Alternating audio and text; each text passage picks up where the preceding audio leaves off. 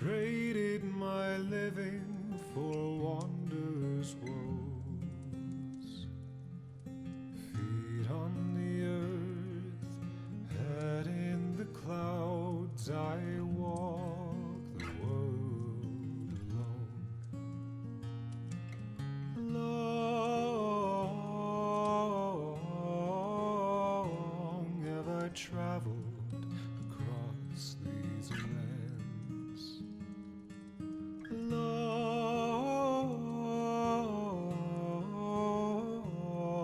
is the journey that never ends.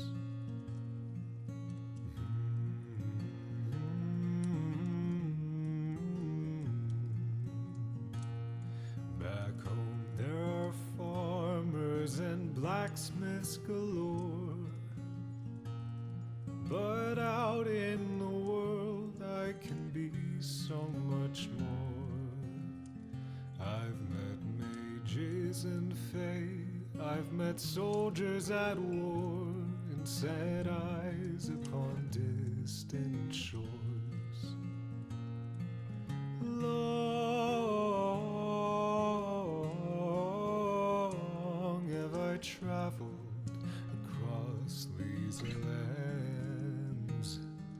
Long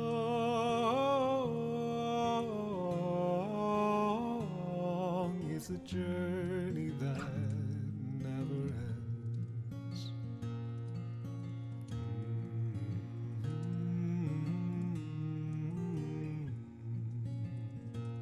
Some say that I'm foolish, some say that I'm bold, to brave the dark forests, wild beasts, and the cold.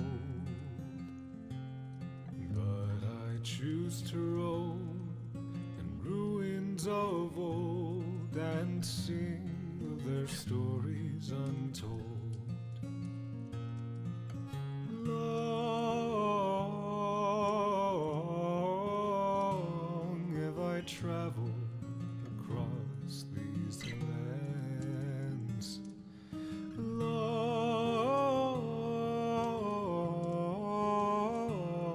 is the journey that never ends. My journey shall never end.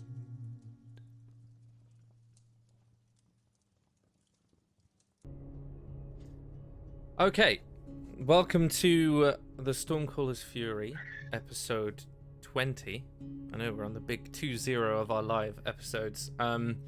For our good Kalashtar, who is now here, what happened last week is the aftermath of everything that happened to Pipkin. A couple of people resolving various different issues in their own ways. Keenan came across the Disruptor Beast pup that had been following him. Having realized that he is obviously of the highest authority thanks to his quick lie that automatically succeeded, it thought that he was the boss and was following him.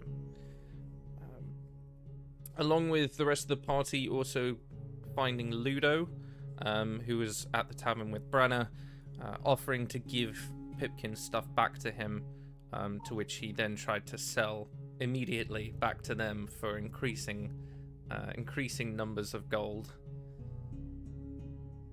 You guys found out that you needed to find someone to perform Pipkin's ritual, her funeral, and that Who had arranged for you to go find them outside of the town, up a lone mountain track.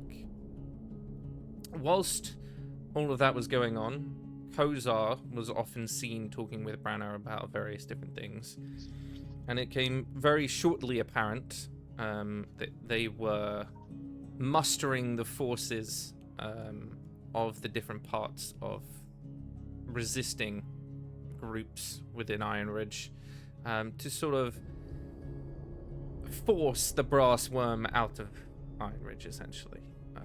One of those, which you guys chose to follow, was to go and find the contract that was rumored to be having been made by someone in the Brassworm with an entity that was unknown, which goes against the very contract of the charter of the town itself, being that anyone who makes any deals on behalf of the town without consulting them would be exiled. And obviously, bureaucratic nonsense aside, that is what you guys have decided to do, is go up to the administrative bureaucracy of the Brassworm and infiltrate into their ranks and find that contract. Branna gave you all of the documents, or rather gave Keenan all of the documents that you guys might need. She said that they had forged some of them and stolen some of the other ones. And we left off with you guys standing outside the administrative building, just about to go in. And that's pretty much where we left off. Any questions? Do you remember the name? Sorry. Of what? The name of the woman that he told us to go see. The Pipkin's thing. Because you did tell us, but I didn't write it down because I'm a moron. Probably.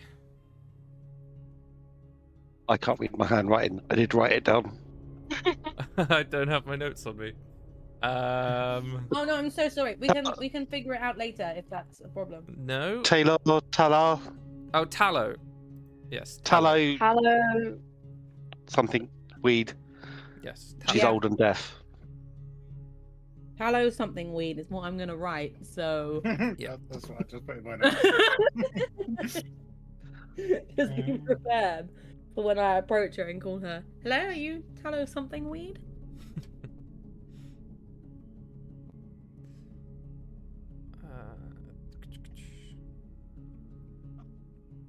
Any other questions? Nothing like that.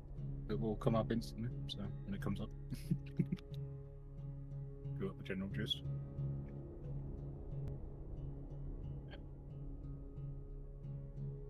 Okay. So in front of you, the buildings here are more grey than the rest of Iron Ridge. It sort of folds in on itself with different large, very similar looking buildings, all very formal. You've been told that there's different sectors of this part of the Brassworm. There are the archives, the different clerical crossflows. You've got the documentation rooms, and different places that you can go and get documents signed. There is a vault, and then there's different routes and corridors that you can move around. It's very complicated.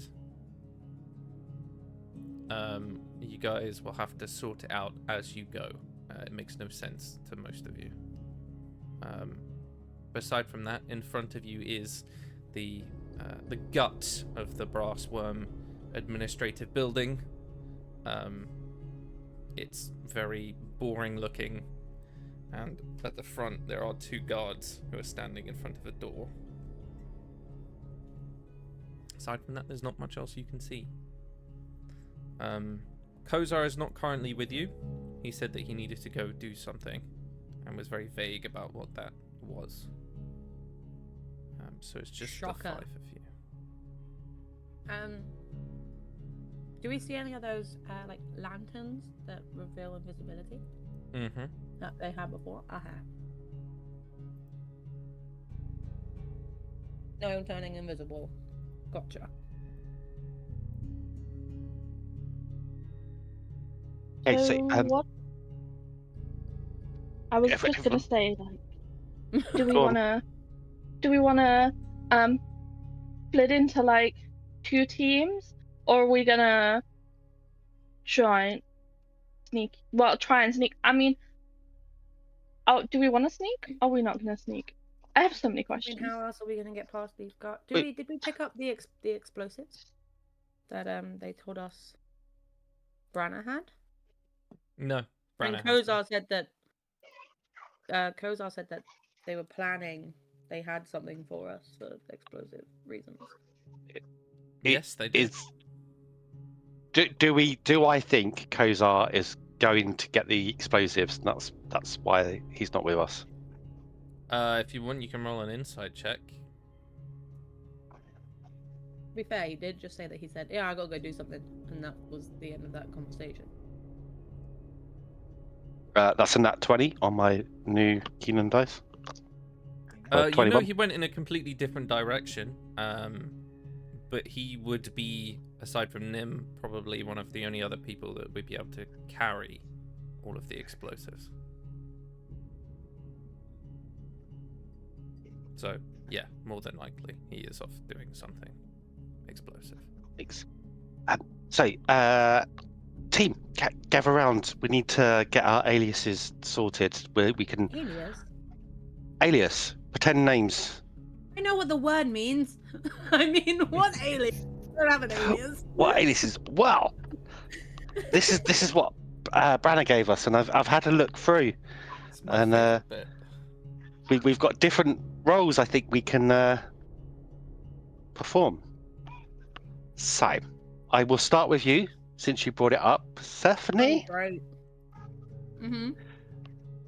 Your alias is Lila Cindershade. Wait, I need to write this down. Cindershade. Cindershade. It's a terrible name. You are a clerical remains custodian. What does that even mean? It's So an you said excellent you're a question. funeral director.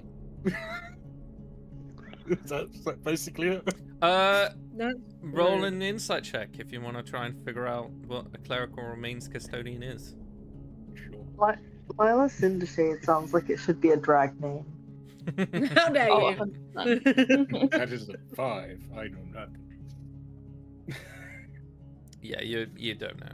I can tell you it's not anything to do with human remains. Fantastic, lucky me. Okay. What am I meant to? What do I do with this? So this is your ID Okay. and trick chat.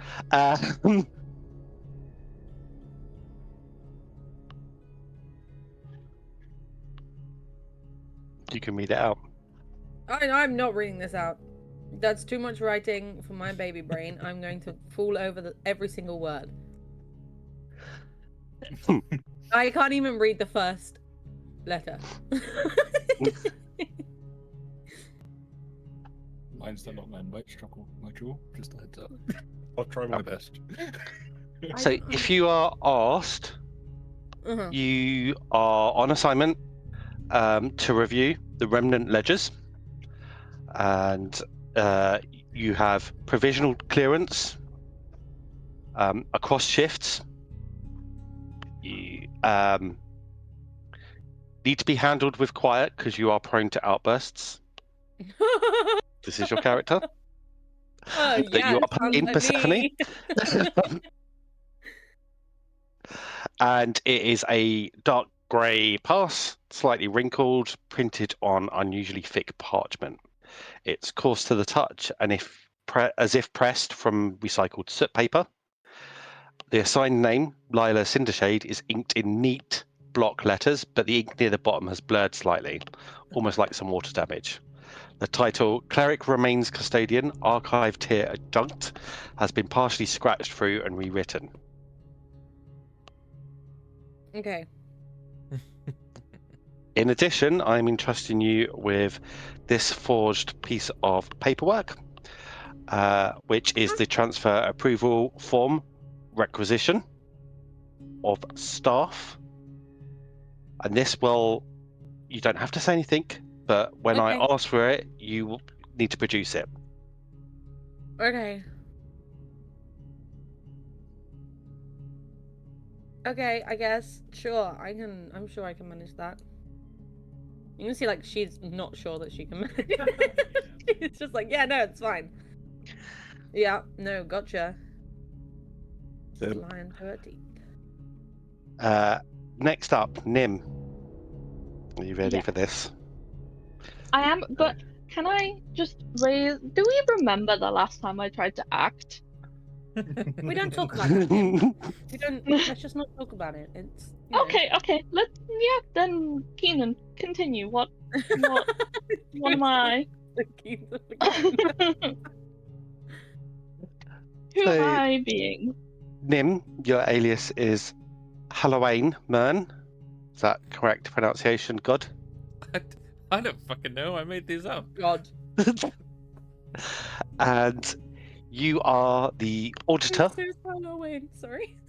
and your assignment is the collapse archive verification, tier 3. Valid mid-shift, which is third bell to dusk tolls. A special note is on your card to say that you have a burn tolerance and you've got clearance for subterranean carbon corridors. Okay. It's a stiff coal brown card made of treated parchment. It's reinforced at the edges with iron thread. The Worm's End oversight stamp is crooked and partially faded, as if the stamper's hand shook mid-pressed. Halloween Mern is written in careful ink with a trembling underline. There's a faint waxy smudge across the assignment code, and a handwritten note at the bottom is where it says, "Note, burn tolerance, clearance granted for subterranean carbon corridors."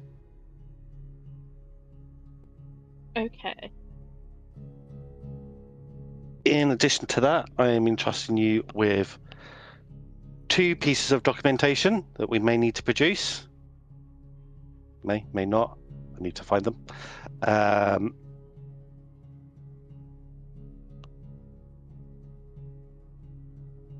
Where is it? There we go. The brass worm equipment check for forge tools. Okay. And this reads, I'm going to put that in our chat as well. Per forge regulation standard 7H-22, the bearer is authorized to inspect, recalibrate, or decommission soot-bearing instruments, vent rods, and manual lift hitches. Do not interrupt scheduled checks. Submit post-inspection findings to Tier 4 clerk logbooks before the closing bell. So that should aid you in your assignment. And in addition, you have the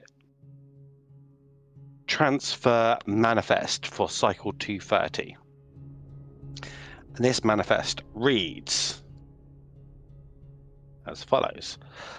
Item, lantern racks by 8, category, returned from fire inspection. Remarks, residual heat remains, gloves recommended, to be stored in the records archive, tier C interim. And it's a faded form that can be clipped to the lid of a nearby crate. Boom. Okay. My brain is just like, what? Mm-hmm. Same detail, but I love it. Let me put this in chat for you. Watch me do this, and then Anna be like, I'll just move them into their inventories. Zephyr, your alias is Glenda Merkwin. You are a temp, Sorry. but your title is Atmospheric Moisture Reconciliation. What? What?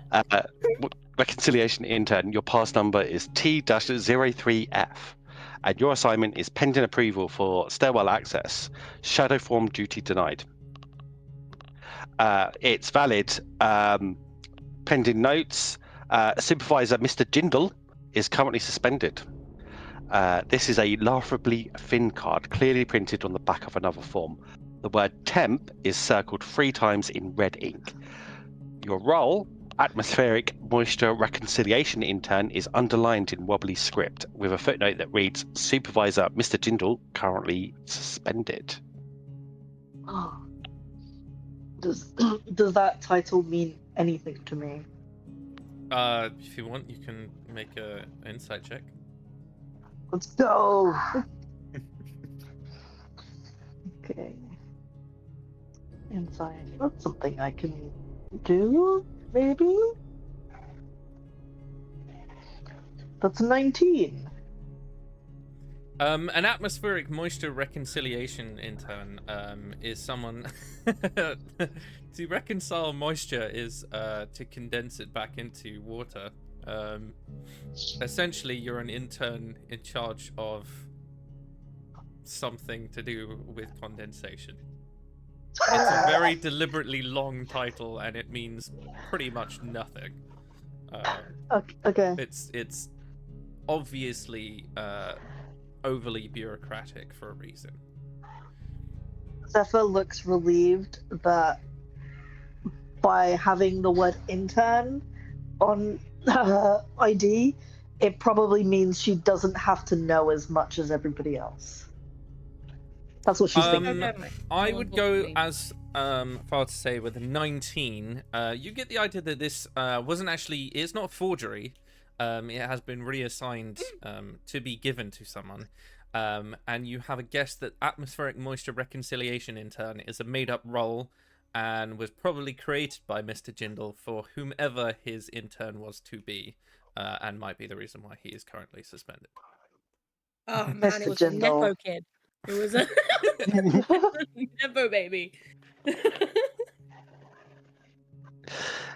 In addition, hold on to this form, V-88, which certifies that the bearer is conducting a clearance sweep of suspected fungal or thermal vapors. It includes a mold exposure threshold column, a note reading "Do not breathe in the red dust," and a line declaring magic not authorized, physical observation only. Zephyr nods, like she's taking everything in. She's not. I think we're all in the same boat there. It's really, but she's just like, enthusiastically nodding. But yeah, there's fear in her eyes.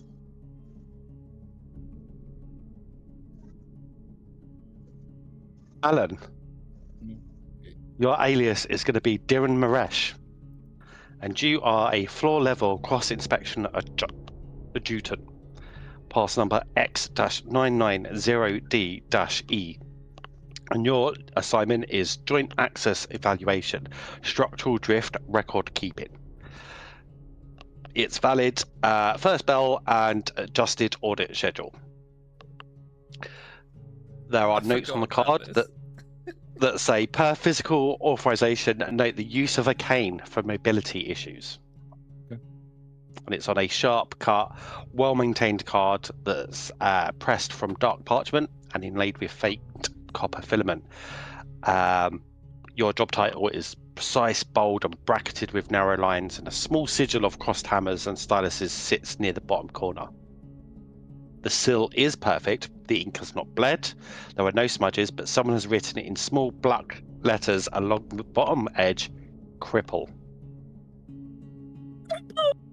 Wow. Gosh.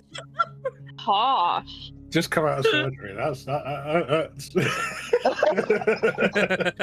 on the nose. Purple, ma'am. Oh my god.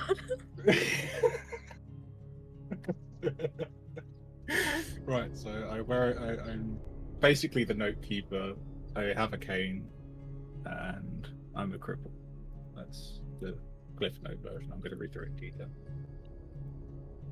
In addition, Keenan gives you a document which is a long, boring grid of completely fabricated percentages and or weights. It has footnotes that reference things like Sector 4-E shows 12% variance in post-collapse residual yield. Further study required. It's signed, but it's not been officially filed.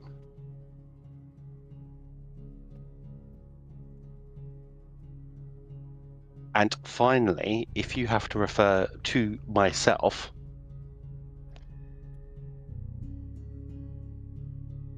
I'm just Keenan. No. I'm just me, obviously. Obviously. God. Keenan's So evil yes, if you one. have to refer to me, I am Foss Dwalgrain. I'm a cultural liaison. Form retention review. My pass number is B-111-V. And my assignment is the archival narrative reconciliation oversight. I have a floating schedule and interdepartment flex. There's a note on my card, which I will show to you all, that says do not allow direct access to copy runes. There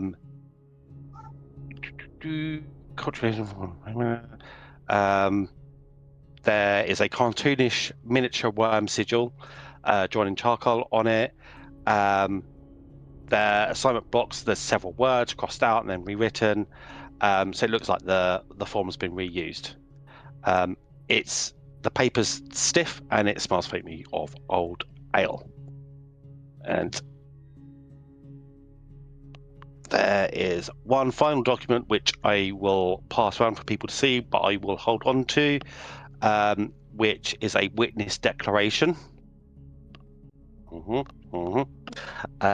Which reads, in accordance with Personnel Amendment 93-D, the bearer's shift appearance was not clocked due to clerical reassignment or witness delegation. Subject is to be treated as validly present during the active shift window pending reclassification. What does that mean? It means we have some paperwork that if we are challenged, we can produce and talk our way out of any situation. No, I mean the bearer's shift appearance was not clocked due to that. I'm confused. Can Keenan make out what it means? You don't know either.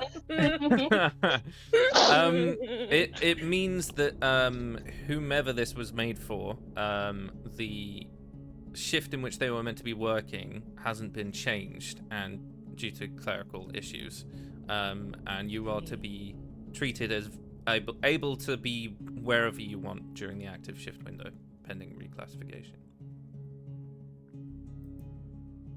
I got very confused because I misunderstood. So whilst they are shit. sorting out whoever made the clerical error, rather than limiting him to one place, they're just going to let him go wherever he needs to go. Understood. Thank you for clarifying. Like Keenan Sorry says if that in a very authoritative, of course this is the answer way. Okay, buddy. I'd say from everything you've seen, it does seem like there's more bureaucracy than actual, evil motive. It's all just really boring, long-winded explanations for something that probably doesn't mean anything. And about half the people in this building probably have a job that's useless. Guys, I do have a question. This is Seth. We all have like different clearance tiers. Yeah, Does that mean we can only go into certain places? I think so. What is the question? So we can't be together? Or we can, and we got lost. Yes. I mean, that's fine for the temp, but for the rest of us that are supposedly, I mean, not temps and have actual, no offense, actual, assignments. Just it feels like that would be a really flimsy excuse, right? So, remember the advice that I gave to Nim and Zeph when they were performing their distraction? Less is more. We will only use these if we need to. Why Silver Tongue's got us into better places than this? So just have them there as backup. Yay. Yay. okay. You do not Can sound we convinced. can we just Do it. Oh, yeah, you I are. don't know. I feel like I'm not definitely gonna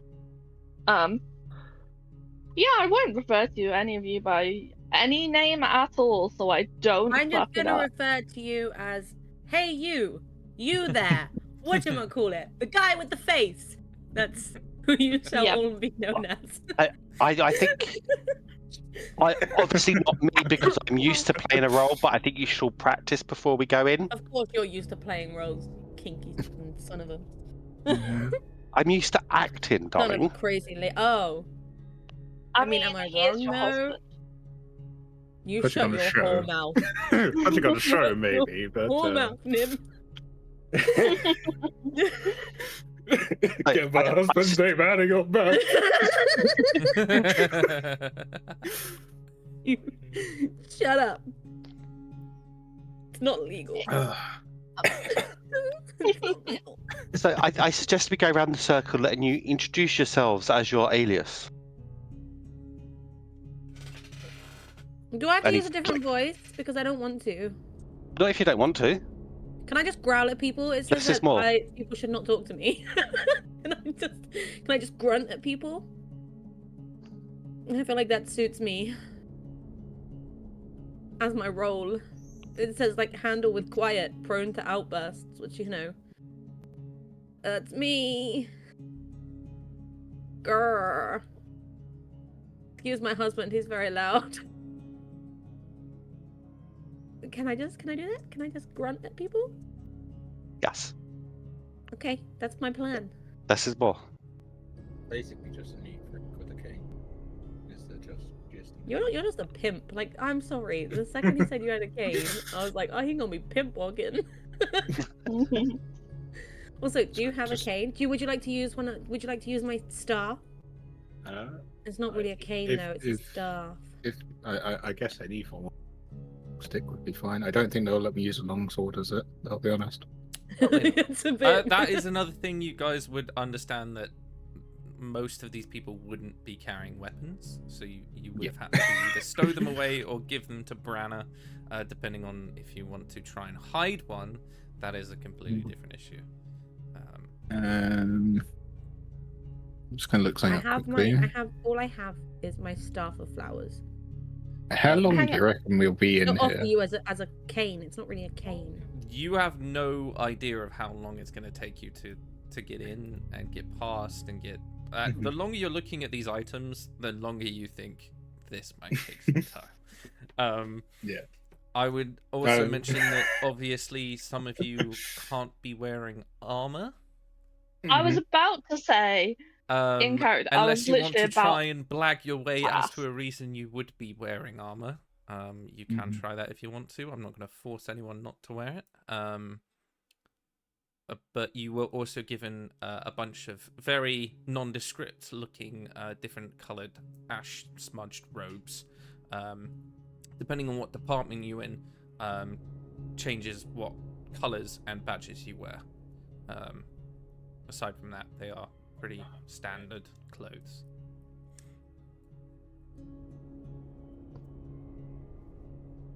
I mean, Looks like does debating. anybody have anything he can use as a cane? Well, I could just disguise self. Right. But that's an Yeah, hour. but if they can see through invisibility, maybe they can see through that too. yeah, they can probably see through that. I don't have anything you could use. Yeah, it's all good. If I get hit, Maybe I'll we go down. just see if we can find him a stick on the way to give Branna our weapon. Are you guys gonna? Oh, give Branna a weapon? I can just store everything and use the sheath of my longsword. That's like a cane, right? I'll just fashion a little head to the I think that's scabbard. just a sheath, dude. Yeah, but you could use it as a cane, right? Just put a little handle on the end. Yeah, but I think people will notice that, that's a sword. No, but take the sword People know out. what- Just have the people scabbard. know what Is what I was on sheath is about. Okay, I'll take the stuff. I don't think it's that I don't important. know. I don't If think they're gonna care I have a cane on. Oh no, I think they no, would. they Because that might. means that we've got it in there for Persephone to use. I don't really use it anyway, admittedly, unless I'm trying to grow a flower. But sure. This is going to probably solve a lot of messing around for no reason. Is there like a broom or anything in the street that I could literally just grab and use as a stick? Yeah, I mean, you could have taken one from the tavern if you wanted to. Yeah. I'll just do that to avoid swapping inventory stuff. Yeah, you just take a broom, snap off the head end. Yeah, just Now like you have a literally cake. kick off the broom bit and then walk around Yeah. and use that thing. That's what I was thinking. So wait, where are they currently? Sorry. You guys are just standing outside the main admin building. You're seeing different, mostly humans walking past in various different, very pallid but different colors of robes, as in which department they're in. It gives you very much a sense of the Ministry of Magic from Harry Potter. Everyone's just kind of walking in one direction, knowing exactly where they need to go. Well, that's gonna look really sus. On the Is there? Sorry, is there a place to like stash anything that they have on them that they can't take with them? I would say if you didn't want to take it with you, you could have just left it with Branna, because she would take care of it. Okay. Yep. Okay, then Zephyr's gonna be without her sword and without her armor. Without my shield. Um, and my, armor, weapons. stuff. I guess I could I get away with my cloak still? I doubt Yeah, war breathing's yeah, going to come up, but I'm gonna keep mine. Yeah. Keenan's keeping his cloak and he's putting the kind of like outfit on over his light Yeah. armor, Okay. That's what I was gonna do. I mean, but I've he's going to only got, leave like, his that- rapier behind. Sure. this is a slight question here Mm-hmm. for mechanical reasons. Could I, in theory, blood maledict an arrow if I had hit the arrow in my hand? Just have it be like an improvised weapon. You mean up your sleeve? Yeah, Yeah. okay. I'll do that. That was cool. Yeah, that's quite easy to hide. Yeah. It's like everyone's wearing a uniform, but like you do at school, they've all personalized it. Some are wearing different cloaks, some are wearing different like hats and things like that. It's not like a regimented to that point. Yeah, Nim will leave the Falcon Whip, battle axe, and her armor and shield with Branna, but will put a hand axe in a pocket and be like, guys, you can't see this, right? You can't tell? Nah, can't tell. Perfect. I see you don't want my answer.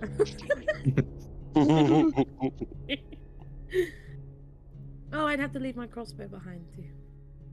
Actually, forgot I had Keenan, a have you got a spare dagger that I can hide?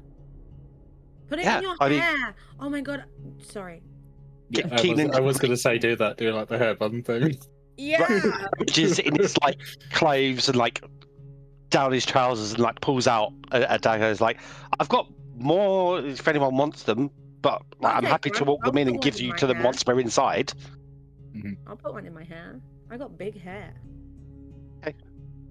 Quit that, just so I've got a weapon. It's not an improvised and we have to mess around with ranges. So Keenan just starts pulling daggers out of all like different weird places on his It's better person. to have something than to have nothing. Yeah. Like, you know, in case you get in a sticky situation. Yeah, I have my axe. I'll be fine. Not that I'm a very... Actually, do you know what? Don't give me one. I don't need one. I'm a magic-y person. I'm now when we get to the Dwarven Kingdom don't- later, gonna make a sword cane because it needs to be a thing now. It is a thing. There's a real magic item. It's called the Veterans So King. I'm taking all these daggers in with me. So if you want one when we're in there, just ask. Yeah. I'll just tuck one in the ponytail. No, you should Do have it you wish- braided in the bottom of your hair so you can just... That's my magic You know, and just start whipping Just people watch with your hair. just like headbanging and whipping around a dagger with the ponytail. Do that like martial art dance stuff, and you're just killing people with a blade in your hair. I don't know. Is it Sounds cool. Capybara, the martial art that's like dancing? Yeah. Anyway, carry on. Derailed. Sorry, Nim is Nim- gonna look at the. Sorry, carry on. No, I was gonna say you could probably get away with making your whip look like a belt. Ooh, 100% doing that. Then she has sparkling whip.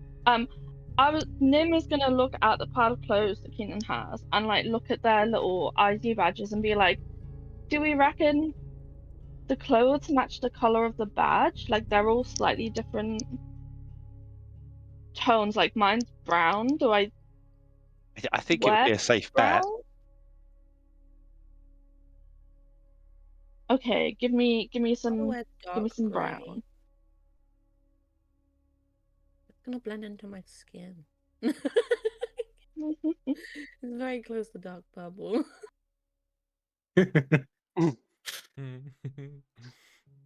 Grumble, grumble, grumble. Grumble, grumble. Okay, are you guys ready? Yes, sir. Nearly. Just before we do, Okay. Callan, can I take a look at that longsword that you're going to leave behind? Yeah, sure. And I would like to try and conceal that on my person. Okay, how and where? So I'm going to try and do the Wonder Woman thing of like down his back and letting his hair out. How tall is Keenan? Yeah, The I was just longsword's thinking quite that. long. A longsword is quite long. It's like I've got one on my wall, and I'm 5'10", and I can't really conceal it on my back. I'll be honest. I would say you wouldn't be able to conceal a longsword, but a rapier, if you styled your hair the right way, that one you might be able to do. Let's try and do that then. Roll me a Can I help him with his hair? to see how well you can hide this thing. A performance, you say? Yes. Just surfing Callan, just coming to the plat duty. That is a 33. I mean, yeah, that'll do it. Yeah. You've. No, I think everyone can see it. You're still wearing your light armor, so it will fix it in the point at the back, because you've got lacing on the sides, and then you've braided part of your hair to mask the hilt in such a way that you couldn't tell that there was anything there. It even swishes slightly as you move. You know, Keenan loves a swish when he moves. Oh, damn it. You do have like just the tip of the rapier touching like the top part of your butt cheeks, but apart from that, it's like the best possible outcome. He likes a mix of danger. You could have worked with. It's a little chilly. It's risky. It's his forte. Yeah. So, heads up, everybody. We are meant to be here at Confident. Less is more. If it comes to it, let me do the talking. And we're going to march directly towards these doors. Okay. Where the two guards are. Yeah. I'm just gonna growl at you people. can see other people going into smaller buildings. Some people are coming your way, and they sort of flash their badge as they walk into the main door. The guards check it just for a moment before they hand it back, sort of like a bouncer at a nightclub. Are you all walking together in a group? I think Nim would at least like be a couple steps behind someone, just be like. You said there was other people checking in, like going into. Sorry, I didn't mean to interrupt. Yeah, they're like in a line. There's Well, like 2 lines. I've got Yeah, access to multiple floors, so if Nim or was it Zeph that was the intern? Zephyr is the. Zephyr. Yeah. Yeah. So if Zephyr wants to tag along with me and just say you've been reassigned, maybe, and then we can just buddy up that way to get you in case they question why your person is in charge normally isn't there. Yeah, that works. I guess they won't really care if we go through and you put bureaucracy officers on your side, then you should be fine. I'm just gonna be walking behind Keenan. Okay. Like, Keenan, I'm assuming he's gonna go in the Yeah. last. as you there's two lines, but as you reach one of the guards, very sort of dull-looking humans, very bored. They're just checking each pass. And then you turn up. You obviously hand over Hey. your pass. He has a look Yeah. at it, looks at you, looks at the pass. Cool. In you go. And Kin strides forth nonchalantly, like, this person's beneath me. Like pompous. All they do is look at the pass, and for all of you, that is pretty much what happens. Is you walk up, you can feel like the gentle beads of sweat beginning to form, and then oh, thank God, as they just let you through. All of 5 of you open up into the main part of the building.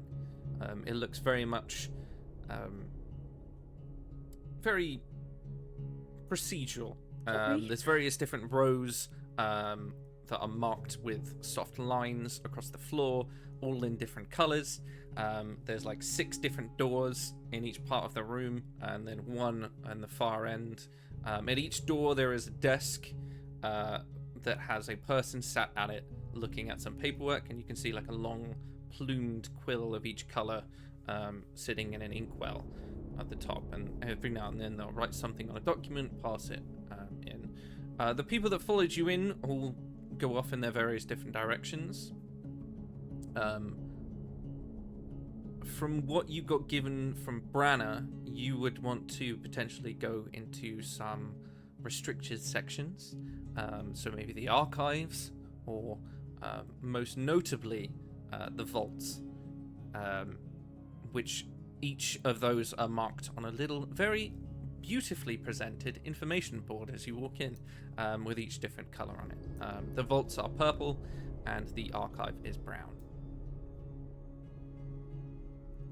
Nim's gonna look at her stuff and be like, this needs to go to the records archive, so I'm gonna go with it. I should better get you in there. Keenan's going to head for the archive area as well, Okay. barely skipping a beat. Yeah. Nim just kind of walks, glances at the map and then walks as if she knows where she's going to get to the records archive. Okay. You don't even get 30 feet towards the desk before you're flanked with another 2 guards who are standing. These guys aren't armed. They look like administrators. One of them has a clipboard and a dull set of half-moon glasses. They sort of look at Nim as she approaches. Can I help at all? Yeah, I've just got something for the archives. It's a report from my inspection.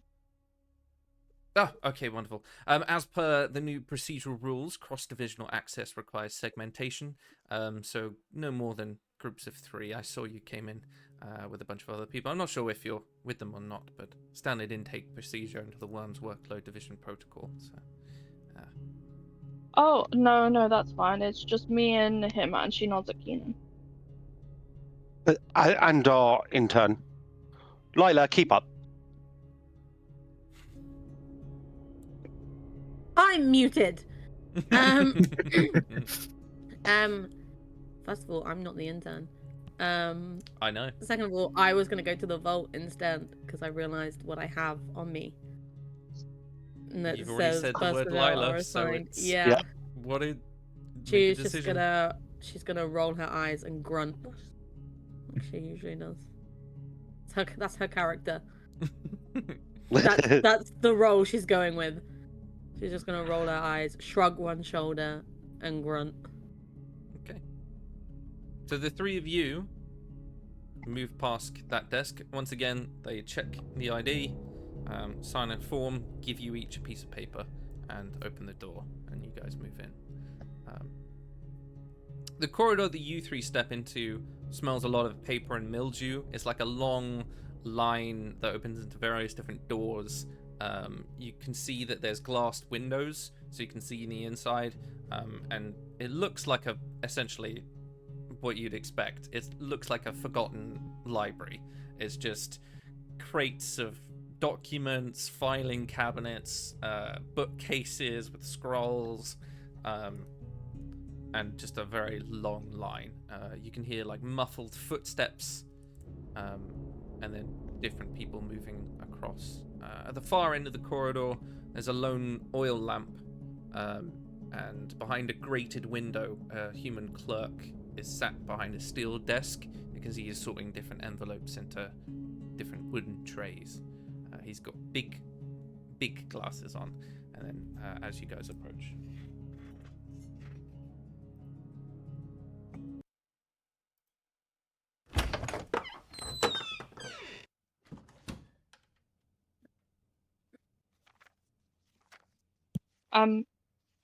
I have some records that I need to file on Tier C. Can we go in? he just like peers over. Yes. Do you know your way, or? Oh yes, yeah, we've been here before. Thank you. Okay. And then just like licks his finger, turns a page, continues writing. Just gonna walk past and Okay. carry Can you on. make a perception check and tell me where you're looking for in particular?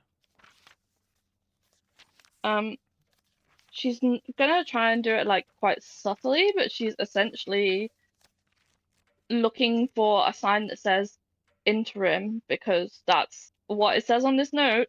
But she's also gonna look to see if there's any other areas. I got a nat 20, by the way, but that is only a 20 because I got +0.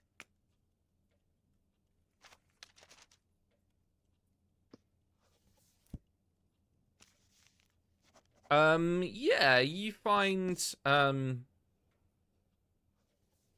I've forgotten what archive you need to go to, but you find the one that you're looking for, and it looks like, yeah, this is probably where you need to put this file. Whilst you're in there, you do notice there's a folder that's misfiled in the wrong sector. It's resource classification expendable, and it's been filed in completely the wrong sector. It's been put in something about architectural documents, and it does stand out most of all to the rest of you. Aside from that, you can see there is a very large looking steel door that's grated at the end on the right. No one seems to go near it, and it looks like it has one or maybe more locks, because you can see the different keyholes. With a nat 20, that one also stands out to you. I'm going to put my file like where it looks like it's meant to go and pick up the one that was like filed incorrectly. Mm-hmm.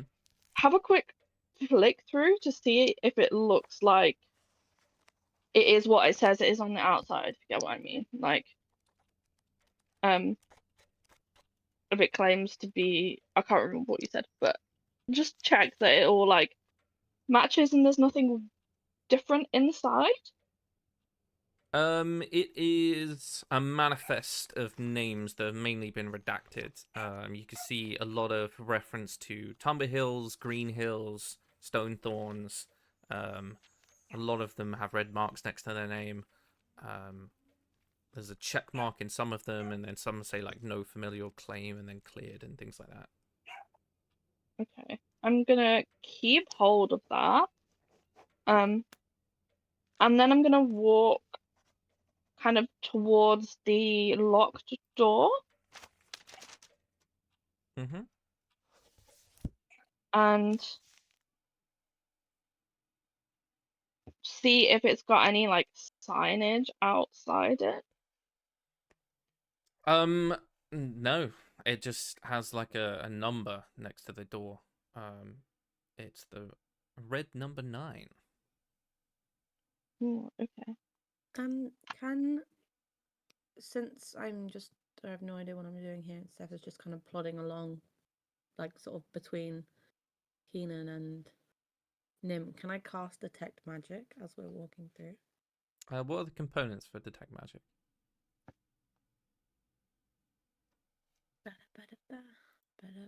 I was going to ritual cast it.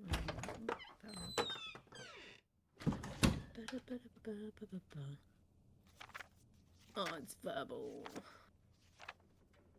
So if you want to try it, you can, but obviously you do know that it could be potentially outing you. Okay, in that case, I will not. I thought it was just a somatic one, but it's verbal. Okay.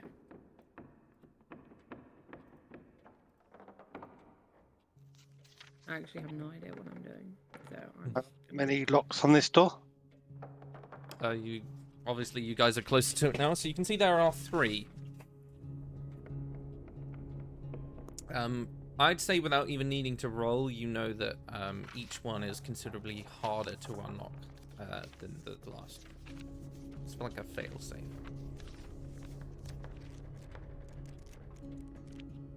Either of you good with lock? I'm excellent with locks. We've learnt this, right? And then he's going to see that they get progressively worse and go, however, there's too many people around to try and pick it. Excuse me. I need access to the documentation in here for inspection. You see the Things have clerk been like looks misfiled. up over his glasses, looks at Keenan, sort of like judges him for a minute. This place is a shambles. Everything's misfiled all over the place. And he starts snapping his fingers. I'm not sure you have permission, sir. It's a very high clearance.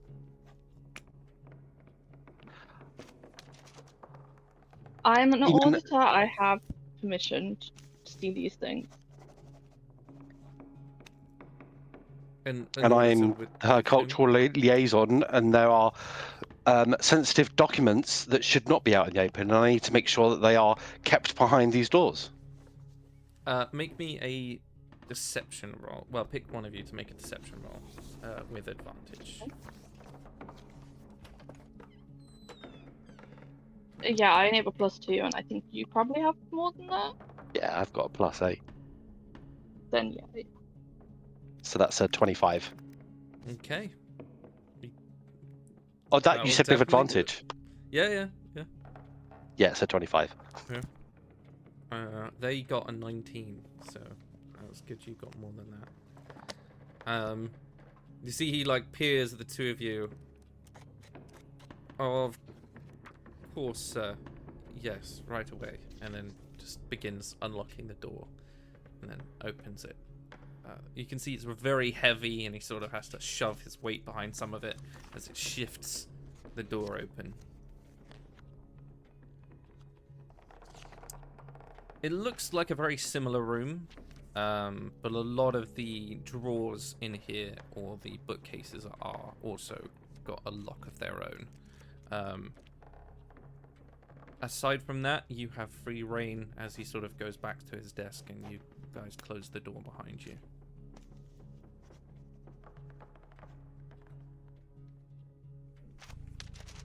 Why pick a lock when you can get someone to open it for you? Of course. You can kind of like just go, deflates a little bit.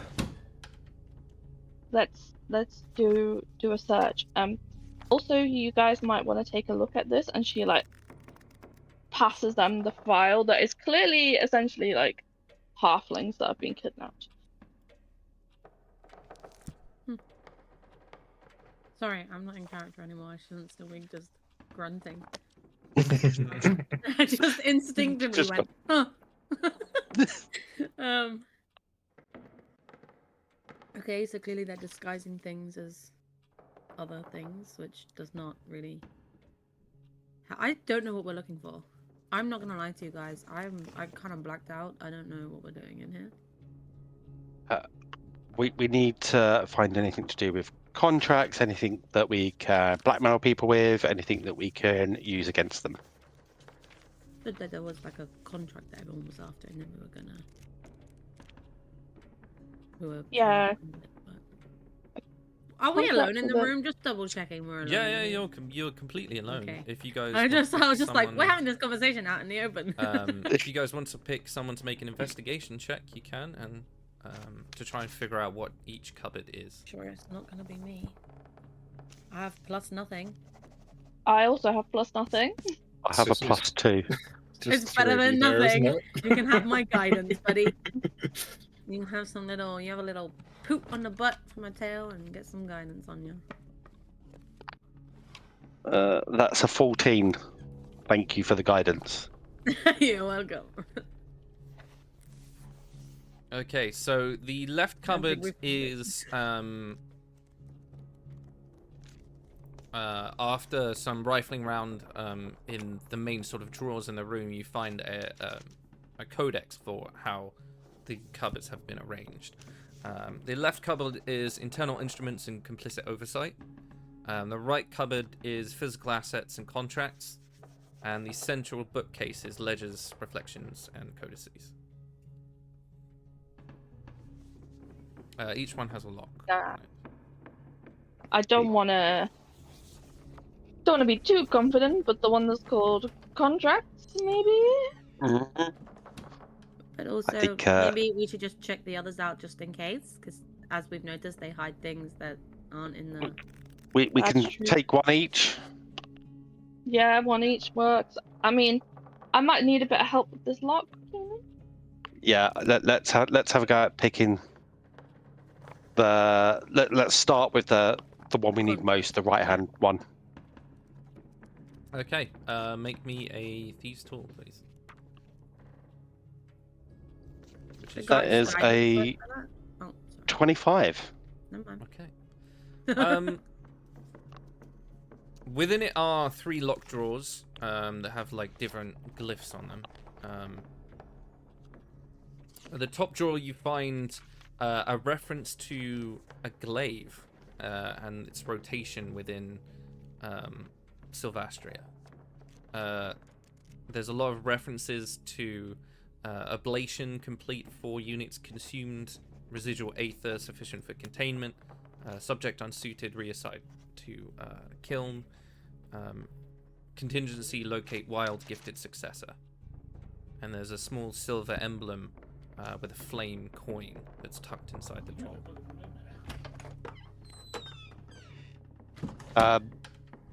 He'll take that, slip it under his robes in one of his many pockets, in his pajamas, to work out if it's of any use later on. So literally, we'll just go through anything that he thinks is useful. We'll Okay. The Stop. middle drawer of this cupboard has tiny wax different contracts. After some reading, you figure out that these are called burn contracts. They're offers to individuals with no official record. So whilst they'll have a standing within the brass worm, they will have no standing in the real world. You would guess maybe some sort of spy organization, much similar to the Argentum Elite. Some have aliases, some of them are real names. One is L. Cindershade, authorized under Class C Ritual Integration. And another is Branna S. Declined, recommended surveillance.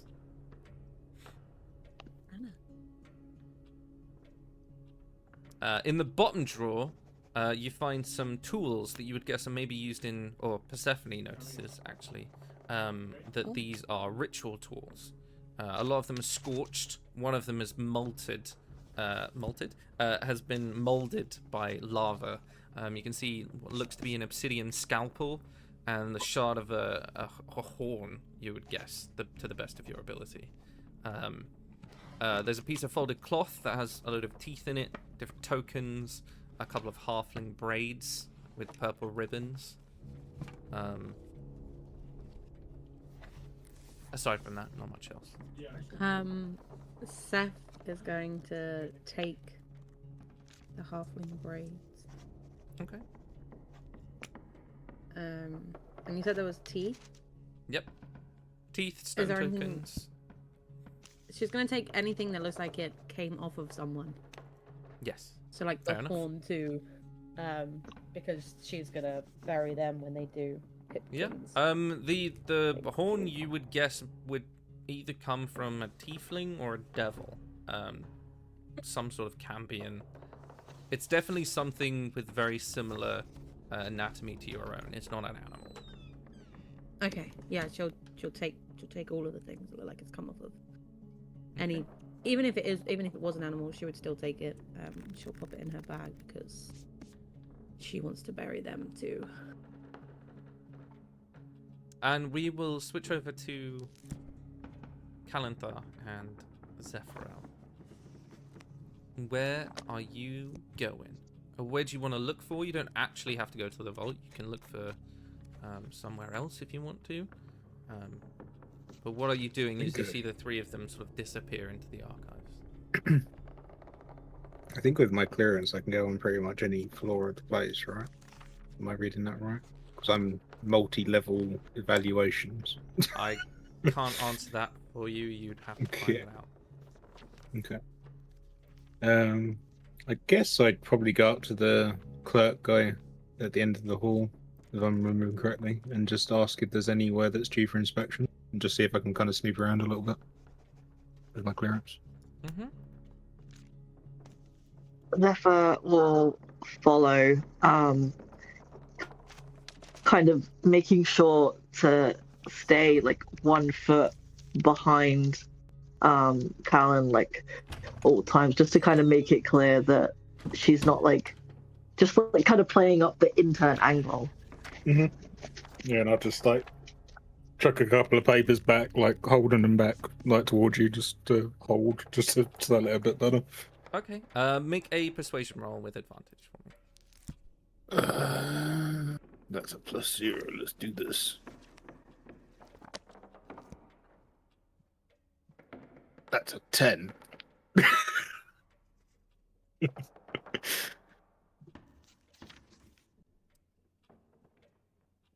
You see, he's like writing down in some more documents, or looks up at you, and then looks at your ID badge, and he's like, "You're working a bit late today." Kind of lost my cane halfway up on the way in. Had to get a new one from the shop down the road. Is it alright if I continue on, or Well, do I need to come back in shouldn't- the morning? Is it too late? yeah, you shouldn't really be doing audits outside of schedule. It's just so much easier when everyone's not here. But I tell you what, we need some help in the surveillance station if you want to go up over Yeah. there. No, but if I can get some work ticked off, that'd be great. Well, by the ledger, you were there the other day, so maybe your cane's over there. I'll have a look. Okay, Thanks for the and heads up. take that with you. And he sort of points at Zephyr. Come on then, and then I'll start wandering off. Yeah, the surveillance station is blue, for Zephyr.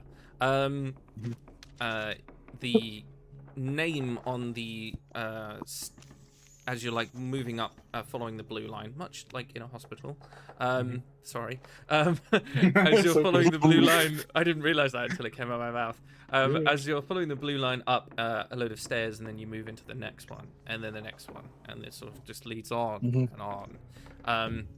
You can see that it's not called the surveillance station. It's called the Department of Worker Mentality and Compliance and Adjustment. Okay. So the Department of We Spy on You, get your work done, Yeah, basically. pretty much. And tucked behind 3 levels above the mid-tier administrative offices, you can see a staff-only door that's covered in soot. and there's one that's maintenance review chamber 3B. There's no one around at the moment, and each doors sort of are closed, and it does look like those ones are locked as well. Okay. I guess if no one's around, I'll just have a look around, see what I can see in the room. If there's any documents that might be of use or anything. Okay. Make an investigation check. Zephyr, you proficient in investigation? Oh, that's an 8. I think so. No. Yes, I am. Then you can have advantage, Calendar. Because you need it. That's with 16. There you go. 16 is enough. Yeah, you find on one of the doors that's staff only, that one's locked, but you can see through the window in part of the door. You can see like a low ceilinged chamber. You can see a load of typewriters that are lining different desks. There's no one at them, and they're all just typing automatically. You can see a cork board with a load of different diagrams of, it looks like the city. You're an outlander, actually, I've just realized. It is the city. And you can see that there's different like hotspots that glow every now and then on the different paths. You would guess that this might be the surveillance that they were talking about. You can see a bunch of different files on another board that you can just sort of crane your head around to have a look at. Aside from that, that's about it. But you do clock, as you're sort of craning your head, one of the names on the board is Pipkin Greenhill. And then following it is Zephyrel. And then there's a question mark. And then Keenan Moonsense.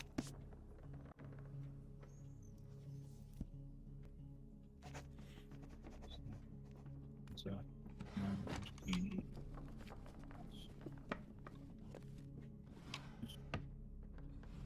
and they're on the suspect board thing.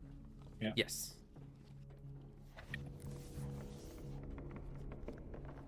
Does it have like a description of what they look like, or is it just names? From where you are, unless you open the door, you wouldn't be able to see anything other than that. Okay. Right. I'll as Nim's, is it Nim that was with me in a minute? Sorry, my brain's Zephyr. really foggy at me. Zephyr. I'll mind just mention all that over to Zephyr, just so she's aware, without drawing attention.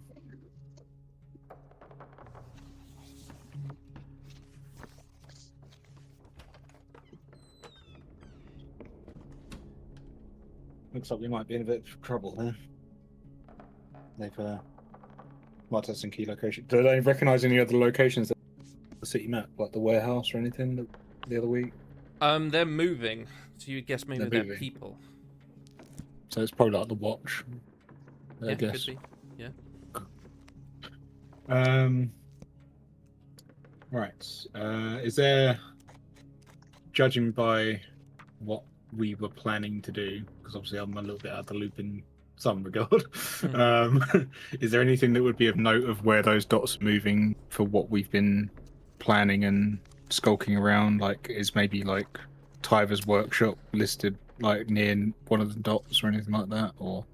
Yeah, absolutely. I would say with what you can figure out, some of them are people of note that they want to keep an eye on, that they think might disrupt whatever they're up to, and then other ones are people that there are their own employees that they're also keeping tabs on. I would say as you're sort of like peering through that, you do notice that there's someone, there's a lieutenant that's marked, that sort of catches your eye, that is currently in the same building you are. and then whoever the what the fuck is the name? Jurak is currently in a tavern across the other side of town.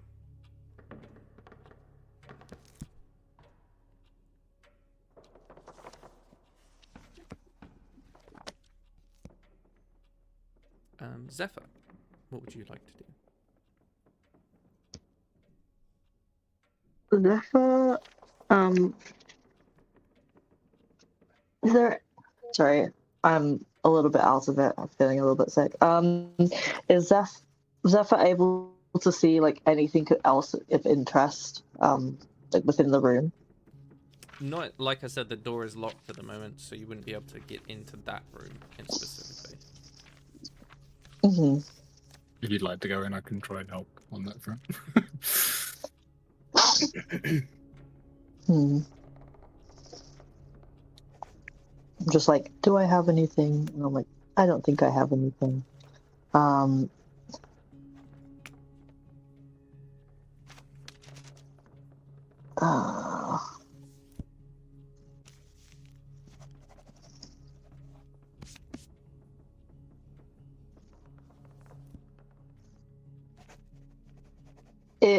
How sturdy does the locked door look? It's an administrative building, so you would guess probably not that sturdy. It's a wooden door. Mm-hmm. Yeah, I'd say if you were to try, you could probably break the door open. Zephyr's gonna try and do that. Okay. Well, first she's gonna look at Cal and be like, "Do you think you'll be able? Do you think you can?" Well, I don't have like any. I've never tried to like lockpick or anything, but we could probably break it. It is like the locked room. Is that where the board is with all the other bits? Yeah. I'm gonna try something. I'll be saying this like mentally, like so, just in case anyone's listening in. I'm gonna try something. It might work. It might not. Trust the process. And then I'm just gonna knock on the door and then pull out those papers of the unfinished reports and see if I can talk my way in.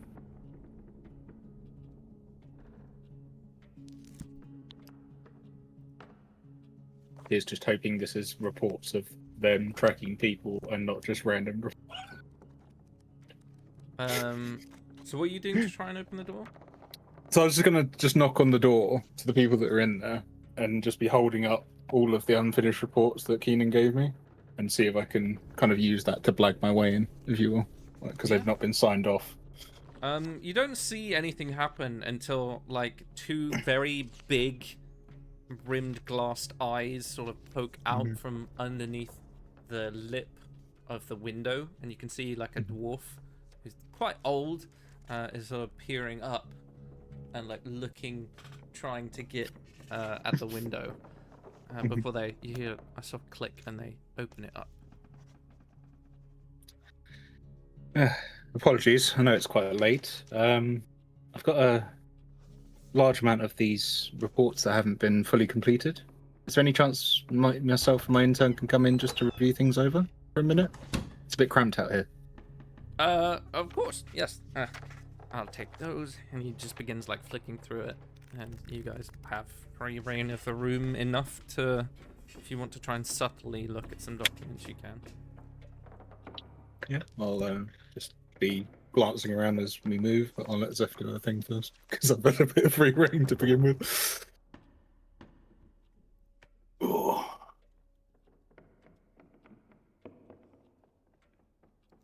Yeah, Zephyr, make me an investigation check.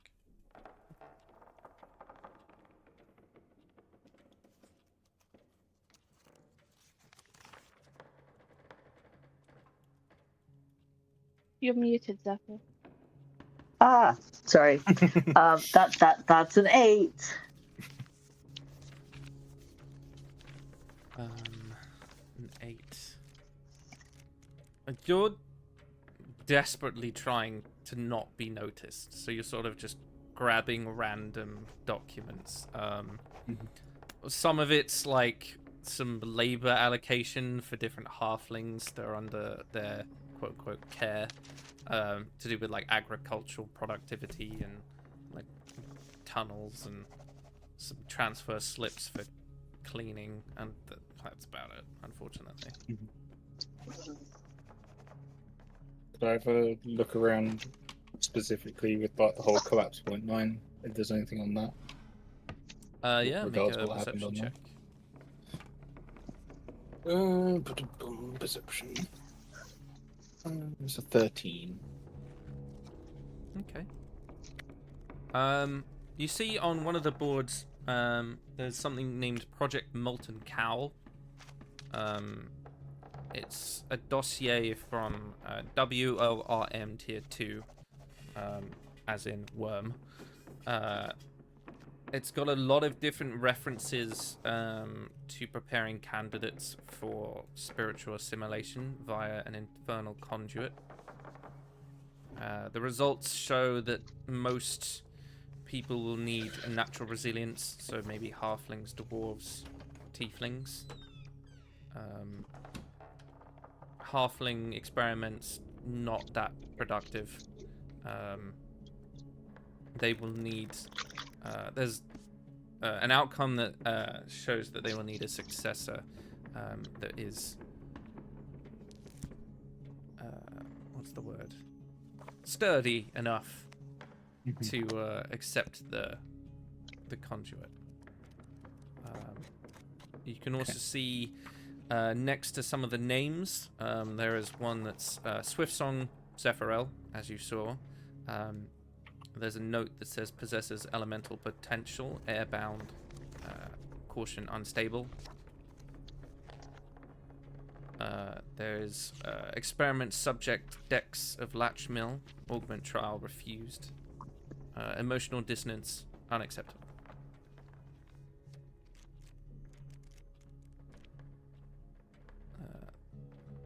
In case of failure of experimentation, proxy subject Saltsting Branner.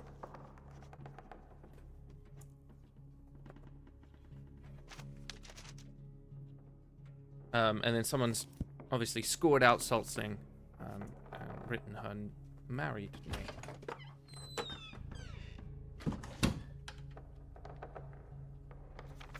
name. Zephyr, whilst you're looking around, I'd say with Callan helping you, the old dwarf is still looking through the various different documents that Callan gave him. You find, along with Callan, together, you find an instant recall of Collapse Point 9.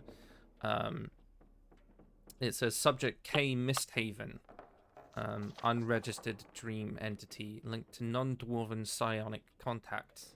Has not reported, but exhibits behavior consistent with Drift Phase 3.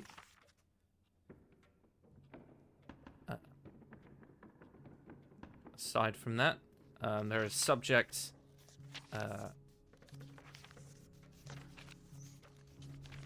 Swiftsong L, entity deceased.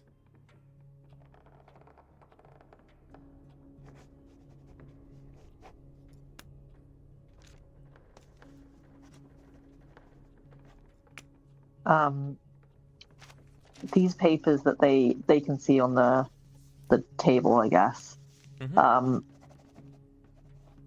How obvious would it be if they tried to take them? You can make a sleight of hand and just try and put them down your pants. Okay. I can try and help. If you want to do it yourself, you can. It's up to you. I feel like I want to do something that's a bit dumb, but I also Stefan would do it both instinctually and also accidentally. And what I want to do is I want her to knock the papers to the ground. Okay. And then kind of make like a show and tell of like, oh my god, I'm so sorry, I'm like please don't tell, like I'm already on thin ice, like yeah. Just she wants to kind of and then slip the papers. Make a performance roll for me. Oh god. Could I assist by like pretending to fall over on my cane? Even though not proficient. But just make a bit of you a scene with it. You can assist with her sleight of hand if you succeed at your performance. Okay. Oh my god. Sure. Would Oh you God. try it solo? Because my performance is a +0. That's a 4. Okay. That's a 3. Okay. You see, you pretend to like fall. Zephyr also pretends to like hit the notes and also fall at the same time, and you both like headbutt each other, and it looks even worse than it actually is. And the dwarf sort of quickly looks over, and before you can get to them, just sort of bundles the papers up and puts them back on the desk, and it's like trying to sort through them. Just tuts at you a little bit. It's like, have you got everything you need? I've got things to do, and you're causing a mess. Yeah. Sorry. It's not as strong as my usual game. I'm so sorry. I'm saying, well, please. And then she just like makes a whole thing of just like lowering her eyes to the ground and just not making eye contact. Just a smile and wave as we walk out. Just smile and wave. Smile and wave, boys. Smile and wave. Anyway, yeah. So we'll do that. Just slowly remove ourselves. We will pass back to our archive group. Do you want to look through any of the other bookcases? I was trying to find the word there. Cupboards. Yeah. Oh, okay. Yep. We'll go to. Yeah, we're going to do all of them, so we'll go to the one in the middle now. Okay, so it's Ledger's Reflections. Make me Thieves' Tools.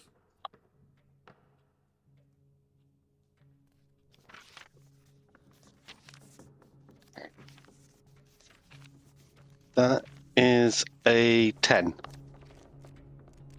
Roll a percentile dice for me, please.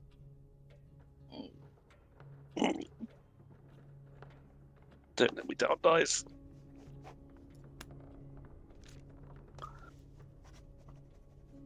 That is a 21. So as Sorry, you're like sort of 12.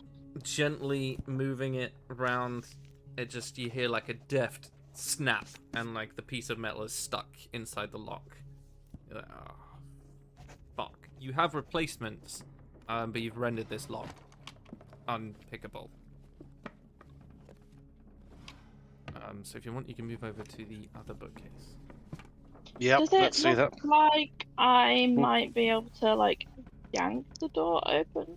If you want, you can make a strength check Encouragement. and just break the door. We're alone in here. Let's try. I'm gonna try break the door, or at least, well, I'm gonna. Yeah, I'm just gonna try break the door. I don't think she would check. I Go think she for would it. just break the door. Absolutely. That is a dirty 20. 18 was the Nice. DC, so you just snap. Like, as you watch Keenan just like slowly like sink inwards as he realizes what's happening, he just watches Nim sort of grabs the handle and just pulls with all of her might, and you hear like a shattering and splintering of wood, and just the door opens. That also works. On the first shelf, you can see a lot of tomes that have been bound and covered with red silk. The spines, as you sort of uncover them, are also written in a very crimson ink. They describe different rituals of binding and invocation and tithe law, with different annotations, arguing against the law of purity's use in cases of political sabotage. Law of purity being the one in which you can't make a contract with an entity considered evil or otherwise. On the second shelf, you find a lot of handwritten notes about unease within the Crimson Worm in terms of their direction. There's talk about Jorak grows erratic. The Tiefling is more than she appears, and various different references to halfling, some revolutions, just general concern for where they're going in terms of the mercenary group themselves. You also find a load of files in black folders. A lot of them have dwarven names, some of them have human names, maybe one or two are elven. They look like leadership appointments of the Brass Worm, different termination dates, investigations into different people. Are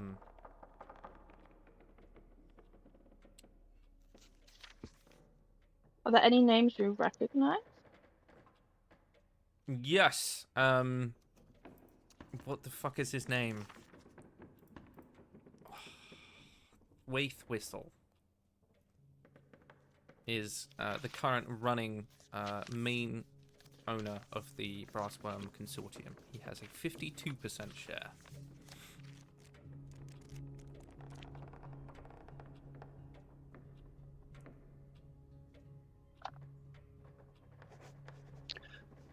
Looking at that information of the different appointments, are we able to make out who the Pisselthwaite. senior people are in this What was area it? in Iron Ridge?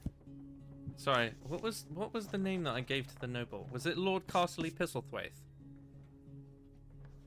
That sounds more like it. It's probably that one. Sorry, continue. It's fine. Looking at these names and things, can we work out who their leadership is in Iron Ridge? Jorok looks like the main one. Although in terms of how much they earn is the best you can tell. The only person is Lieutenant Revka. She doesn't earn anything, which is the thing. Being someone from a document-led world is very unusual. And also her classification is empty, as in her validity of her document. It just has a blank space. So she probably also has a lot of power.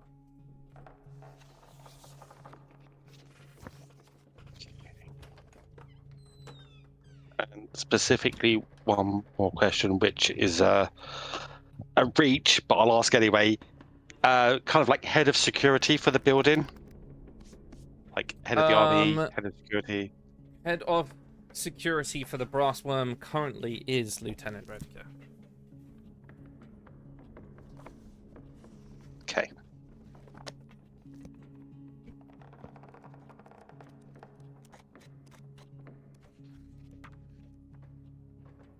Good. Thank you.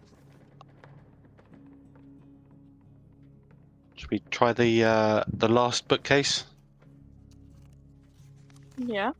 Let's try your way first. You just see the door still hanging off like a hinge. That's better. It's a 21.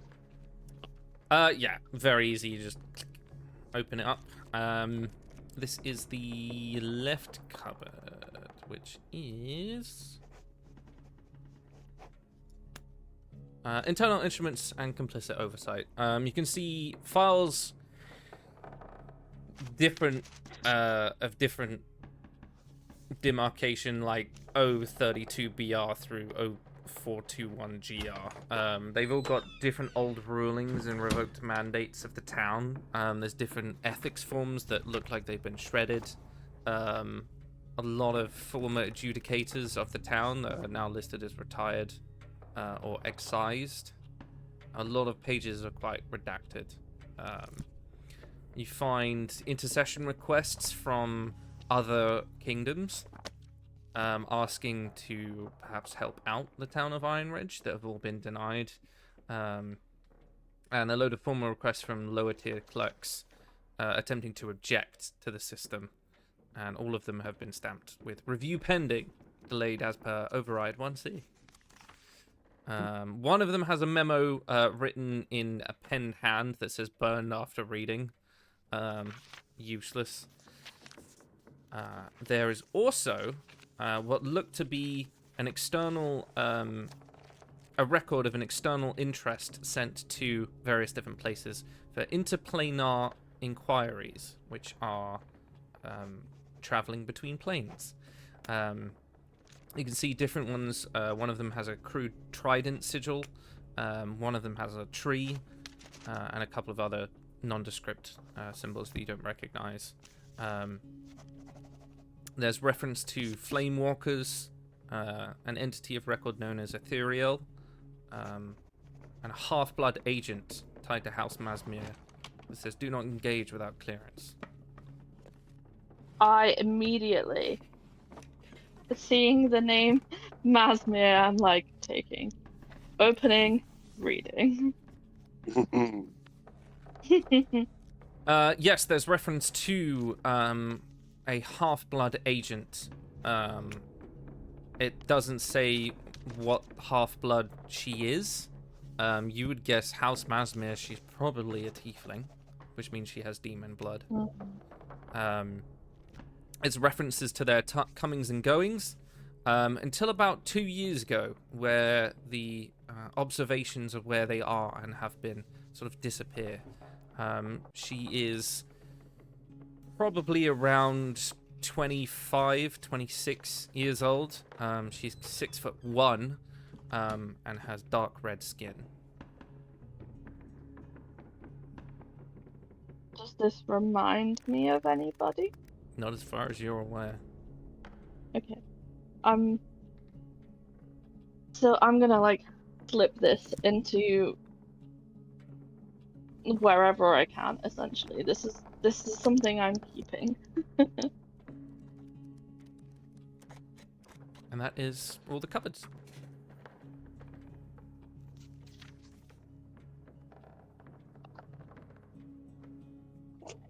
Anything else we want to do in the archives?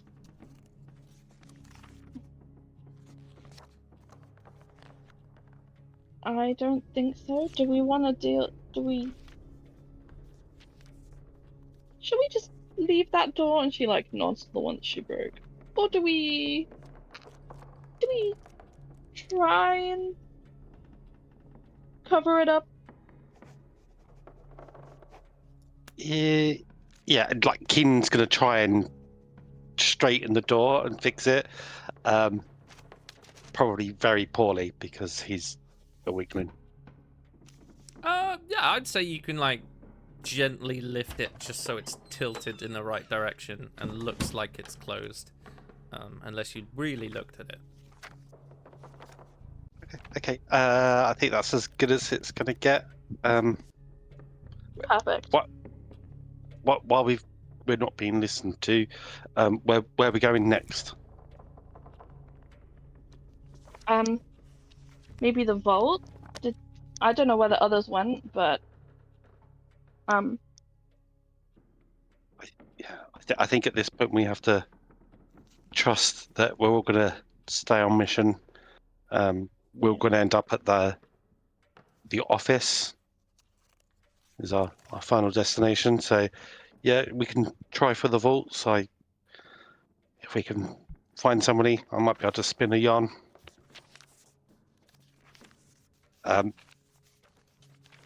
Yeah, unless you two have any other ideas.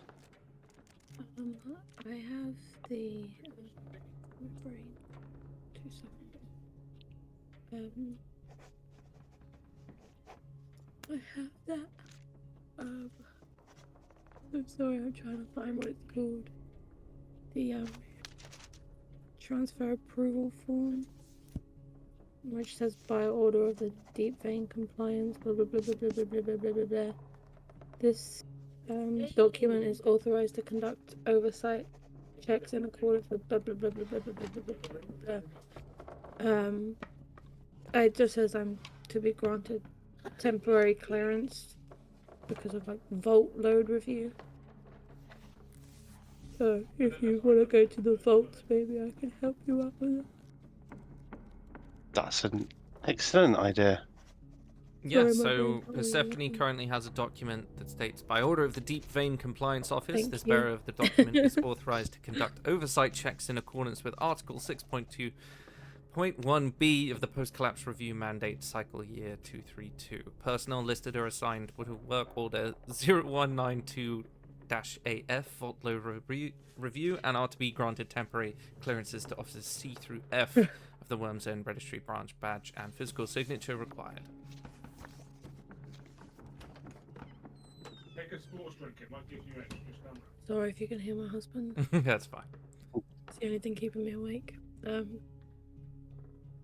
Yeah, so if you guys want to go there, then we can go there. Yeah. Let's do So you it. guys move back out. I'll get a nod to the man at the desk who couldn't give a fuck.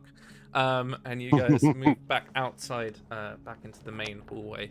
You spot that at the bottom of the stairs, Callan and Zephyr, you kind of figured you might as well come back and see if the guys are done. And you guys congregate back together. And obviously Persephone produces that document showing you that everyone should be able to get in. Anyone that wasn't originally listed has been added, probably by Branna, you would guess. Or maybe Kozar, by the use of the quite beautiful handwriting. Well, find anything interesting? Yeah. Several things. Well, I have some teeth. yeah. Persephone found some teeth and a horn. And hair. And her, yeah. Yeah, I sound real creepy. How about you guys? My husband's Do you find anything? Are they Well, Details on some creepy experiment shit. where they are right now? Is it particularly secure? No, you're standing in the middle of a hallway. Yeah. We might want to table this for now. Yeah. and unless there's like a staff room nearby that we could all nip into. I would say, yeah, you can probably find a staff room. As you open the door, there's just like one very young-looking human boy with sort of like cropped, white hair that's everywhere. That's just holding a mug and like eating a biscuit as you guys walk in, and just looks up. Zephyr Growl at him. I'm gonna try and scare him Zephyr's away. and Zephyr's gonna brandish her form, her V88 form, and be like, "Oh, I'm doing a toxic mold check." He sort of like puts the biscuit back on the table and just rushes out the door, like brushes past all of you.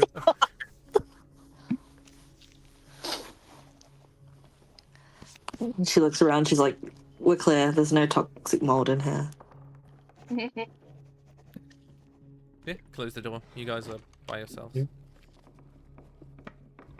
I'll just go over to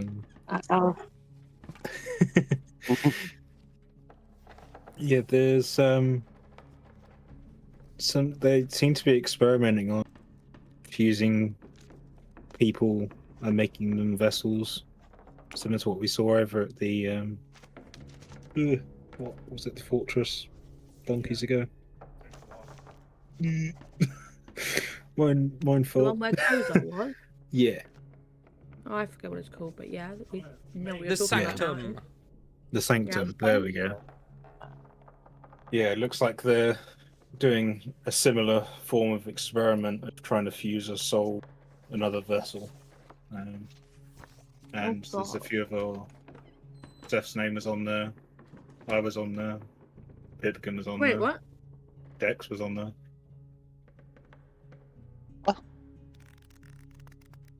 It looks like they were What? surveilling potential people. Oh well, that would tie in with these documents we found with lists of people that they wanted to kind of recruit to spy, but also keeping tabs on people that they suspect may be part of the rebellion or the resistance. Yeah. Nim like gets out that file with the halflings' names because she 100% kept that.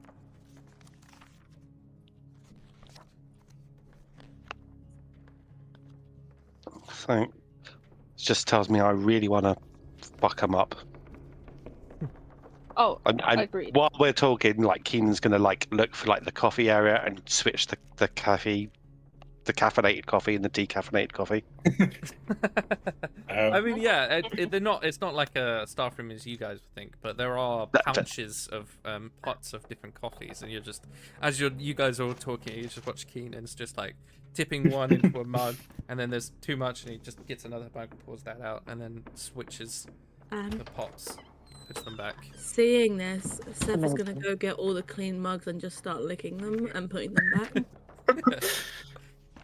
I'll pull out like one of the scrap bits of parchment in like the files that I was like carrying around and just start sort of like sketching out what I could see in that control room to Keenan, just to give him an idea of what I saw, and just say, looks like they're keeping tabs on people in the city, whether it's employees or people of interest, like Brenner's on there and a few others.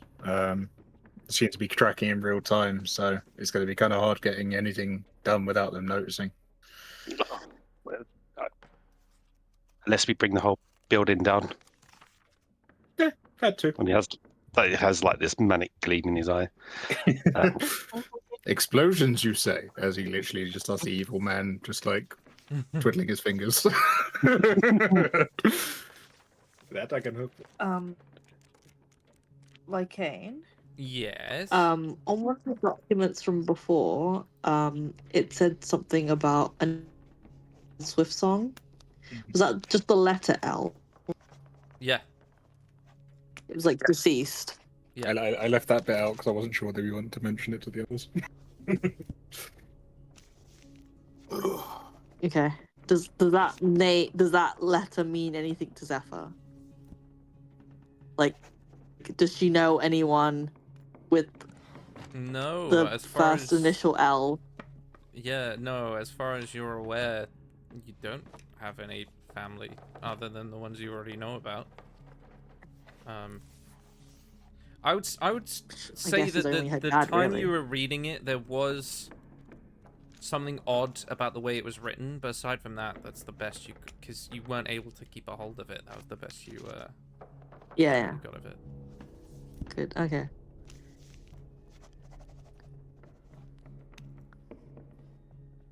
Wait, we were gonna hit the vault next, but I can try and get some of that paperwork if you like. It might mean disposing of that dwarf.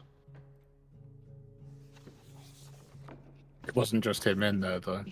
When you say dispose, what do you mean? He's gonna eat him. Oh no! But you know how we have dealt with people that want to kill us in the past? We could do the same treatment. Canon in my head for a second of just like the shadow fiend just coming out from behind Keelan. just like just licking its lips, just like, yes, eat them. Anyway. Don't eat them. Hey, Okay, yeah. where are you going to?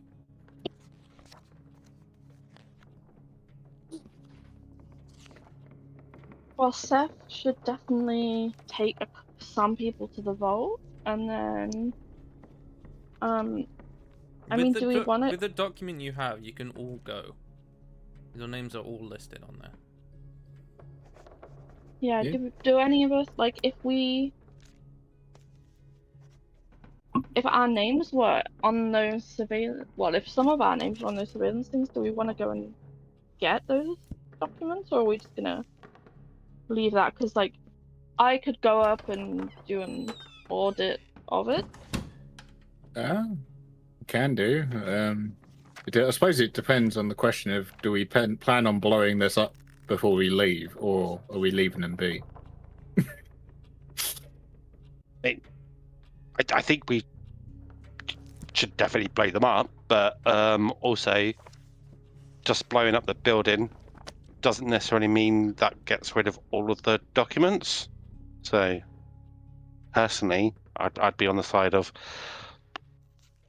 safer than sorry in getting rid of those. I'm on the side of caution. Oh. As Callan's literally just like twiddling a vial of alchemist fire in his hand, like a small one. Just like, there are ways. I kind of want to know what they know about us, though. Like, I don't know, Keenan. If my name was on there, then I kind of want to know why. Well, Yeah. If we have Keenan with us, we might have better chances. But I don't think he'll let me and Zeph back in. Judging No, by I think how I sus can we were just last take you time. guys to the vault. You guys can just Hey. come to Yeah. the vault with me. Me and Nim can go, and The rest of us go to the vault, I guess. Unless people you can want to do wait here. whatever. It's either we go to the vault or we wait for them to come back and all of us go. We wait and go as a full group to the, just in case things kick off. We So can do that. You two go, wait, and then reconvene, and we'll go off to the vault after. So you Yeah. go to surveillance. I'll hand over the sort of like rudimentary sketch and layout of the Mhm. surveillance office to Keenan, just so he's got a Nice. bit of lay of the land. Okay. Keenan, as you're Yes. heading on over there, once again, you still see the same thing, everything that Callan saw, and you knock on the door. The dwarf sort of opens it up, like, "Ooh, 2 visitors in one day. How can I help you?" My colleague needs to perform an inspection. "Ooh, I love an inspection. I will wait outside." And he sort of like sidles past you. Who else is in here? Callan said No there's more than a dwarf. No, it's just him. Oh, I thought it was more. Nope. Okay. No, there's a load of typewriters that are typing by Oh, themselves. but I just assumed it was people. No, actual like typewriters. Keenan is going to whisper to Nim, grab everything you can, I'll keep him distracted. And he's going to kind of like follow him out the door Okay. to leave Nim on their own. And he's just going to talk absolute bull crap for as long as possible with this old dwarf. Okay, I need you to make a persuasion, and this will dictate how long Nim's gonna have inside.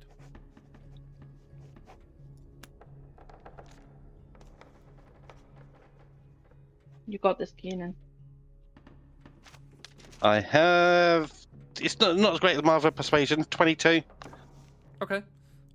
Nim, you've got about 2 to 3 minutes, essentially, to sort of go in and try and steal everything. I will need a sleight of hand to try and conceal that. Aside from that, you can look for things. I would say that Callan's already told you specific things that you'd want to try and grab for. So if you want to try and grab, just go for those ones, you can.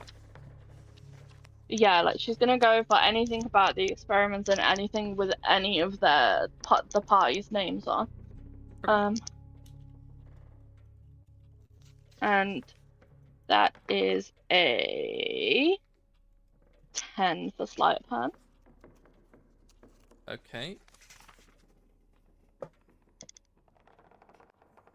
You are so lucky. Oh my god, yes. Yeah, I would say you're able to, you quickly grab the file discovery designation L.SwiftSong.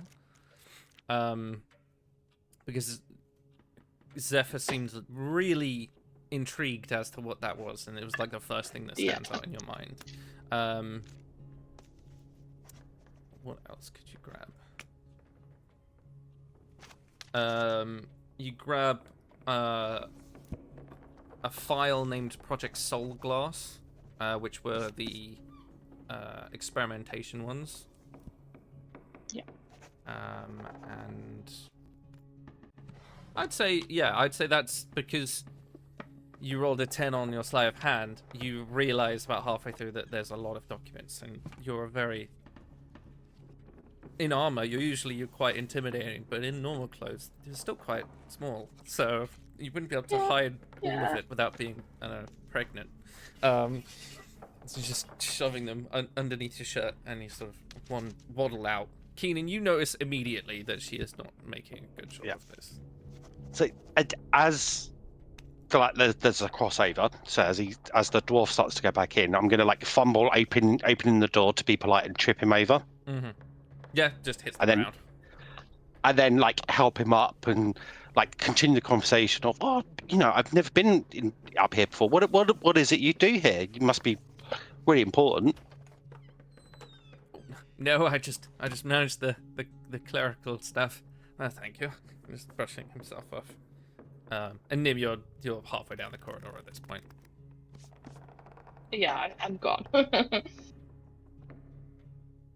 Well, I'll catch you tomorrow. Let's hope we get a good bonus this year. And just kind of like walks out. Don't you know it? I'm buying myself some new boots. But yes, you have, I'd say you have maybe 4 different documents of the experimentation stuff. And then obviously the Swift Song document as well. And you like sidle your way back into the towards the staff room. You can see there's another 2 people, like quite a small looking woman with long brown hair and big glasses, and like a quite tall, very weasel thin gentleman who are just all waiting outside the staff area. And as you guys open the door and move in, they're like, oh, but they said it was closed. Oh. And just close the door.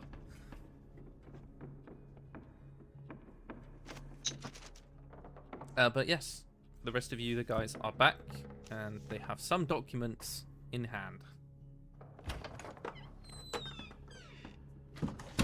I will immediately just pass the Swift Song one to Zephyr.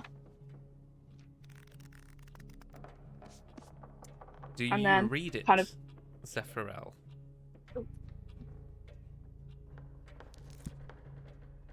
Yes? No? Yes. You Yes. sort of brush. Yes. You just sort of brush through different pieces of parchment. Some of it's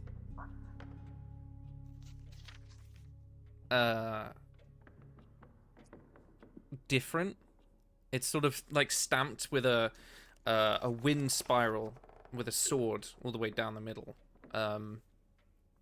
It says designation L Swiftsong, deceased.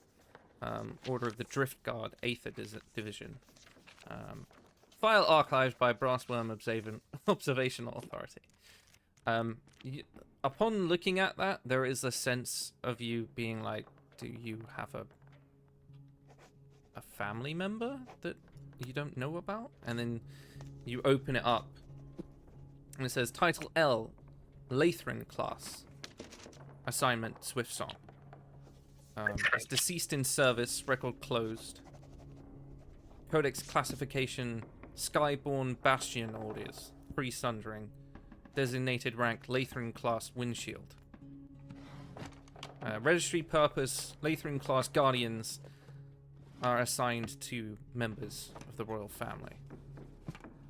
Responsibilities include elemental warding, sigil weaving, direct protection of vessels or entities under threat from planar interference or entities otherwise. Last known duty assignment, Swiftsong unit. Dragon class. Posted above Spire 17A. Site collapse post Skyhaven disjunction. Location, Ixalora.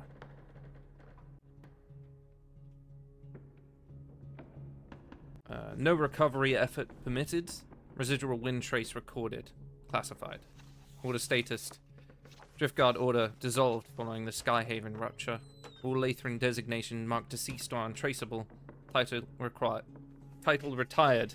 No successors authorized. From all of that, you don't need to roll for this. The L isn't a initial, it's a rank. And it looks like the registry, it's not the Brass Worms document. They have taken it. and it looks to be a forgotten military protective caste assigned to guard and guide those of the elemental royal family.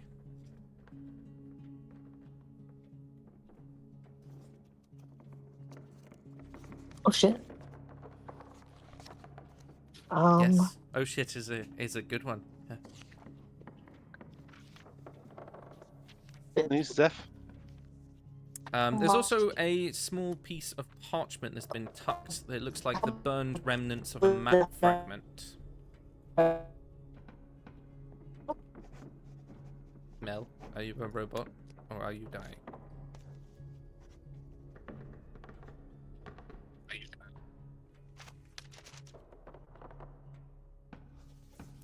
We have lost Mel. Hello. Hello? Can you hear me now? I can sort of hear you. You're like a Dalek. No.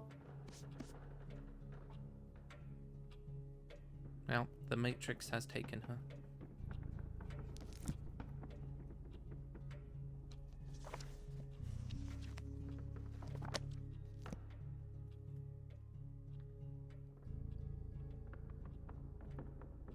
The family tea was too good. You also find a map fragment that's half burned, marked Drift Confluence 4A, and in a script written in Primordial, I had to remember what it is, it says, when the Lathrin fall, the wind will remember its own. Those of the Lightning-born do not forget. The word Lathrin, is this something that Zephyr would have heard of before? Make a history check for me. He's so good at that. Really good. The best. History. Histoire. That's a 4. No, not as far Yep. as you remember. I'm rolling great today. Zephyr will kind of look up a bit dazed and look towards her companions. And her gaze will settle on Keenan, who I think she will think of as the most, like, learned, like, scholarly of the bunch, like, potentially. Because he is, yes. Yeah. And we'll just say, does this make any...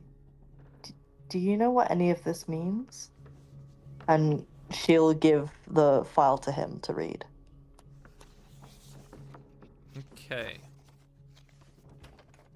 Keenan, I need you to make a history check. See how well you listen to your studies.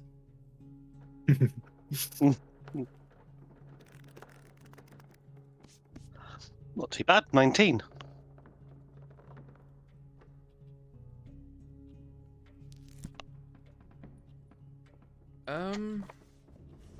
Yeah, that's actually really high. Fuck. My note's ready.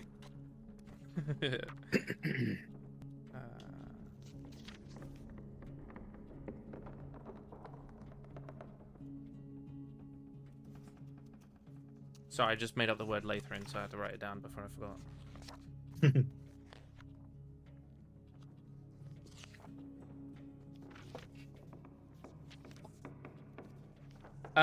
Yes. In your youth, studying in the grand libraries of Sulfaris,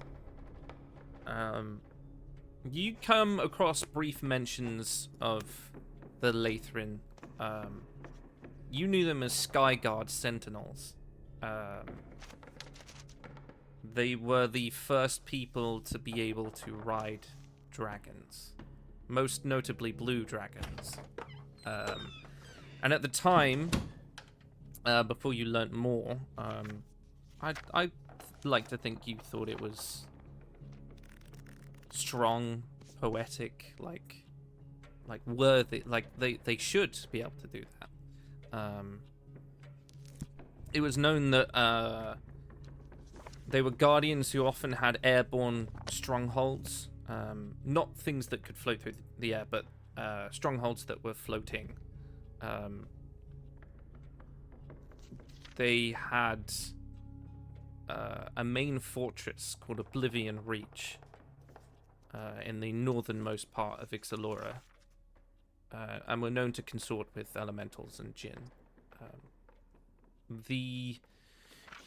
Later on, you were taught by your mother that the Lathrun class was a formal designation given to sworn guardians chosen by elemental royalty, and very particularly the line of the Air Djinn sovereigns. The Air Djinn was a misnomer, as a lot of the sovereigns weren't actually Djinn, aside from a fair few, those of the matriarchal line. Some of them would be gifted unto that bloodline to ascend to a power only known to that culture.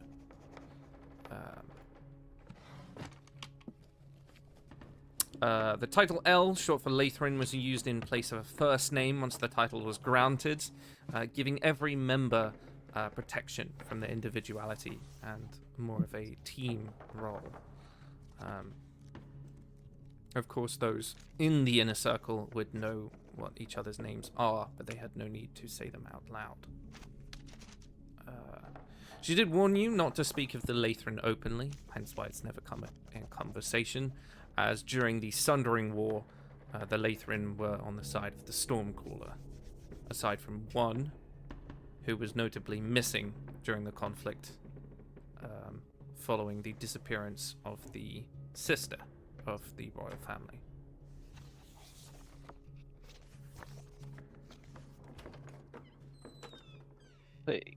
Keenan is going to relay this to Zeph, with a few embellishments of like calling them dragon riders and like because it was a childhood story that he made up in his head, and then adds in the details later. With that, you also explain to everyone else that there once existed elemental royal dynasties, each one tied to each part of the elemental planes. Each ruled a convergent realm before the fracturing of the Spire. You had the Sky Sovereigns of Skyhaven, the Flameblood Emperor, the Shale Kings of the Underdeep, and the Tide Chain Matrons.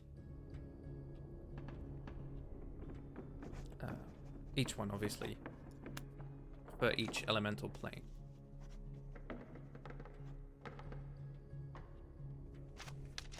Following the Sundering War and the fracturing of the Spire, the elemental planes were locked off, and thus the conflict with the royal families was shut off.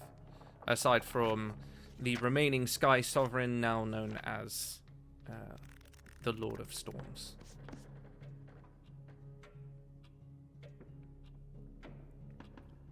Ael Rin, by his given name, the man who sang the storm, was the first of the sovereigns to declare war upon the material plane, thinking that the rest of his kin or progeny,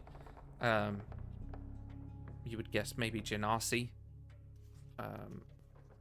he did not like that there was only a select few available to transfer to the elemental plane, and wanted to merge the material and the elemental planes together and let everyone live in peace.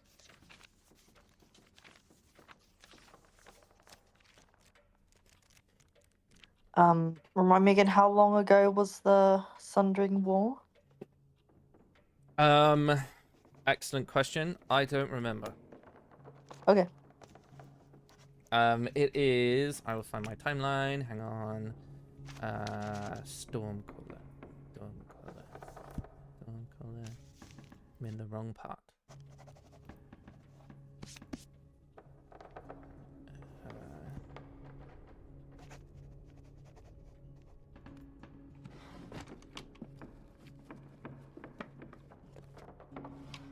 I think...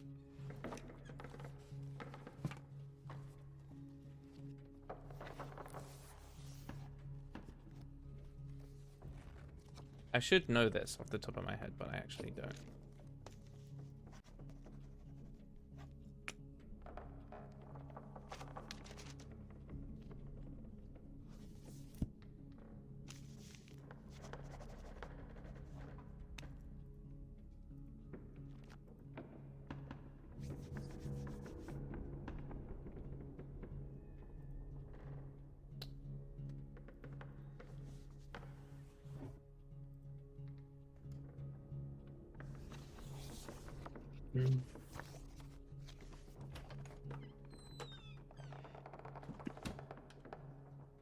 We can come back to it. It's not.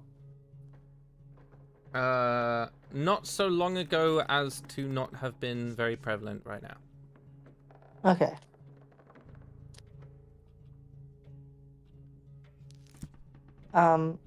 Zephyr will thank Keenan, and kind of take the documents back and hold them to her chest as she tries to process everything he just told her.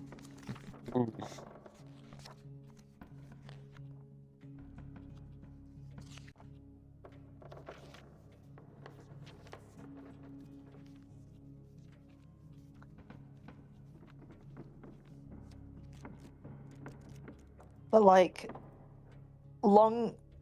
not long ago enough that like I'm trying to go back in my brain of like how many generations pre Zephyr. I think, from what I gather, because I can't find when I actually wrote the actual thing, I think it's 150 years ago, because that sounds like something I've said before. Okay. So, depending on, because you're an elf, it could be literally anything. the generation before, or 2 generations down. Yeah. Gotcha. Okay. Interesting. But very much within Keenan's lifetime, for sure. Yeah.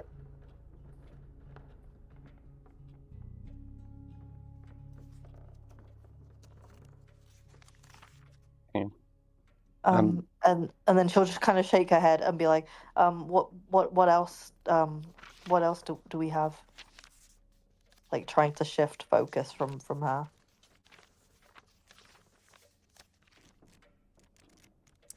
You've got the first document, which is a concept overview, explains that obsidian, also known as soul glass, researchers began to observe that certain high-pressure obsidian crystals combined minute etheric residues, aether being a magical ore that is extremely sought after. It also caused echoes of souls to forcibly sever from their physical housing. And unlike traditional soul gems, the fragments do not retain the soul itself, but a memory, a lost thought, whether it be fear, pain, unfinished desire, which is why it got the term soul glass. So of interest, out of the obsidian that I had I gathered in the whole end of Pitkin sequence, did I get any residual stuff off of that when I touched it? Of interest? No, not as far as you could tell. Okay, I forgot to ask at the time, but it's been a couple of weeks. Yeah. Cool. It does have a note that says if the correct resonance can be established, the echoes may be accessed or even reprojected. Multiple applications now under review: interrogation, divination, weaponry, psychological warfare. Second document is experiment 06B. It's a greenfield asset, G11 halfling female, requisition post-collapse. Echo successfully transcribed into cool obsidian fragment. Unstable, stone vibrates near divine relics, resists flame, refuses to shatter. Observation, assets echo repeated phrase, I'm not ready, I have to finish that joke. Investigators note emotional coherence. Outcome: obsidian fragment encased in brass and sealed within containment jar 7 under bracket Flintmore's approval, locked in Flintmore office vault C.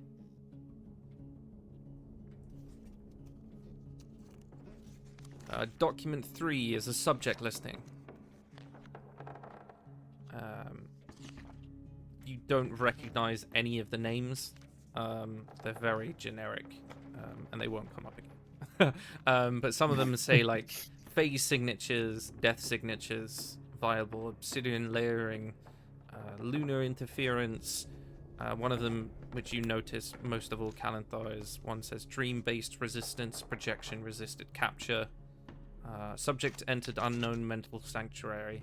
Classification, dream proof. You guess maybe they might have got their hands on a Kalishtar.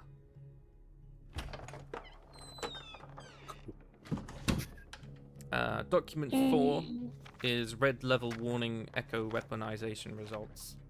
In trial 09C, a forged soul glass dagger, when plunged into a dying enemy, replayed the wielder's own memory back to the victim. Immediate mental collapse ensued. We now believe it's not the soul glass that holds the power, but the mind of the last one who touched it. Do not allow untrained personnel to activate multi-echo soul glass. An attached sketch is there of a hiltless blade of cracked black glass.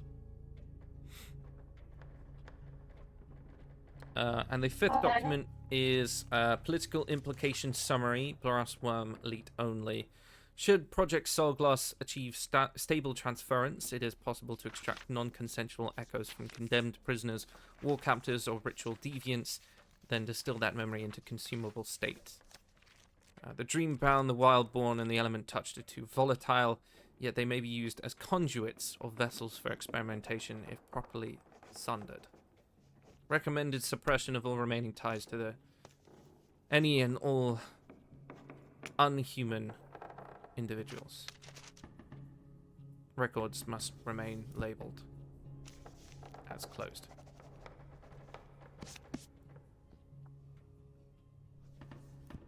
The dates on this night. Oh no. Oh my god. What is happening to Dalek has everyone? invaded. Yeah. We've all been attacked by the Daleks. Oh no!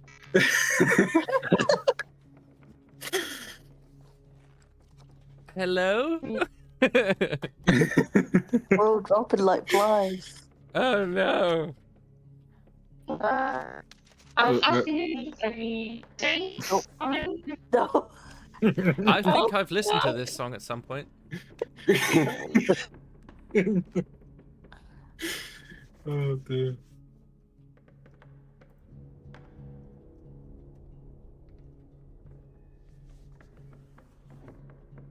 Whilst Nim sorting our internet, Keenan, that Yes. one you came across with the mention of the glaive, could I take a look at that and see if I can decipher a bit more about it? Yeah, of course. Hand it over. Is there anything I can decipher from this mention of the glaive? If there's any like blueprint or notes attached to it? Just kind of curious. Yes. There's a reference to, there's an image someone's drawn of a double-ended glaive. It's got long, sort of black, trailing scripture along the hilt that follows the line of the leather. And then the blade itself is made out of soul glass. Or blades, rather, because there's more than one. Yeah. Designation is Red Promise. Current status, possession of Overseer Jorok Flintmore. Location, Iron Ridge. Soulmark imprint, Erythrael, Pit Regent of the Broken Crucible. What's his name again? Sorry, Jurek. Overseer Jorok Flintmore.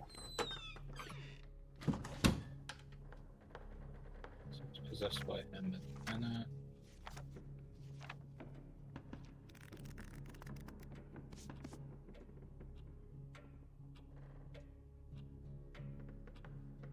am I back? Yes. Yeah. Hey. Woo! Okay, I was asking, like, are there any dates? Like, can we tell when these things were written? Some of them are a few weeks ago. Some of them are a couple of years ago.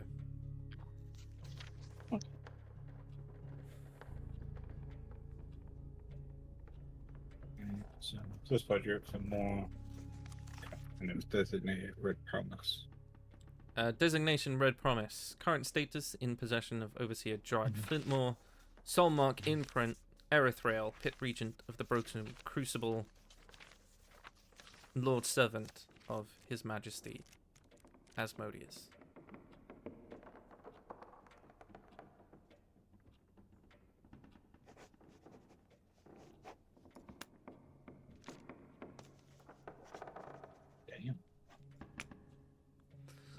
Origin and recovery. Date of recovery 22 years after the Sundering. I would give you the date, but it wouldn't be any use to you.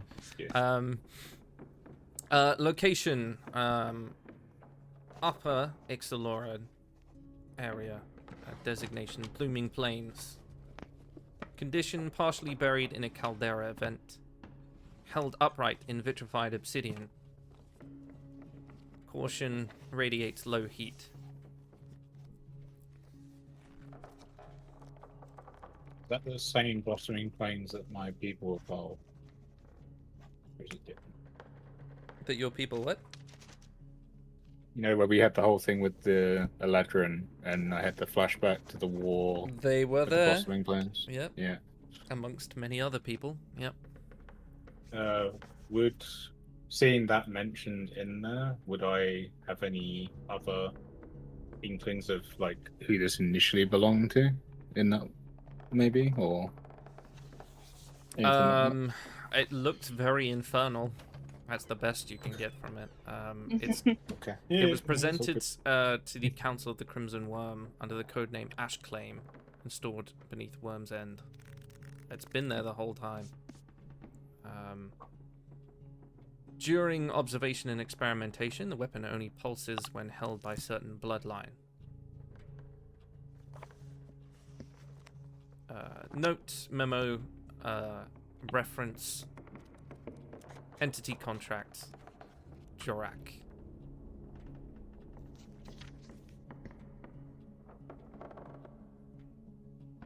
From that, you would guess that whomever forged the glaive, Jorak has entered a contract with.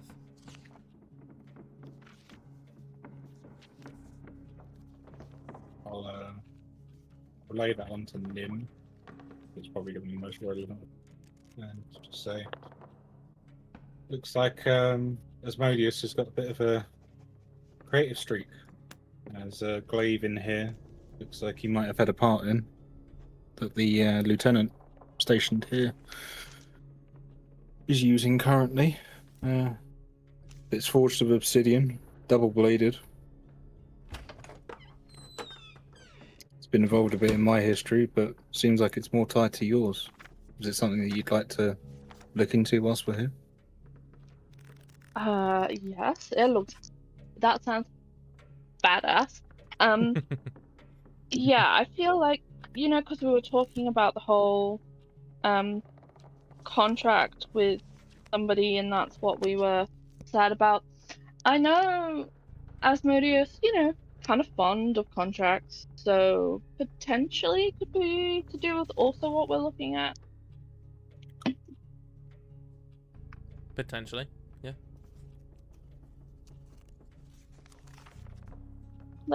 I definitely want to find out more though. Asmodeus is a very cool guy. I mean, don't do anything without thinking it through, but still a very cool guy. Callan, can I have a straight intelligence roll, please? Straight intelligence, okay. Mhm. That's a 13. Being the flowering tinkerer and artificer that you are, the handle between the steel core and the obsidian had to have been made by a dwarven forge smith. There's just a way that they have Mhm. in terms of how they bind things, especially metal and earthen materials together. There's not many other people that are that skilled enough to do it.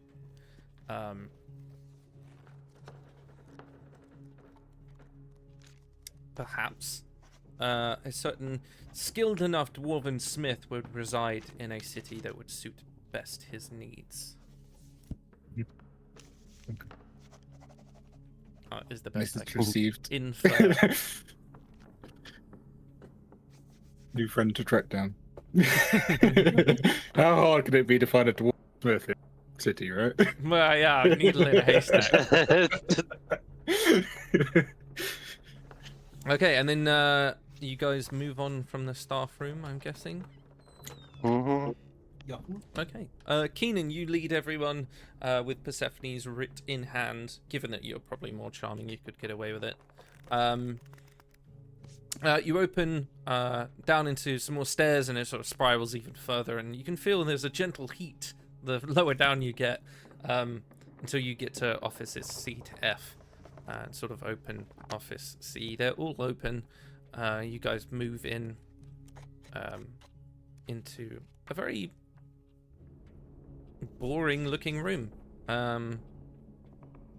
It just looks like a standard office.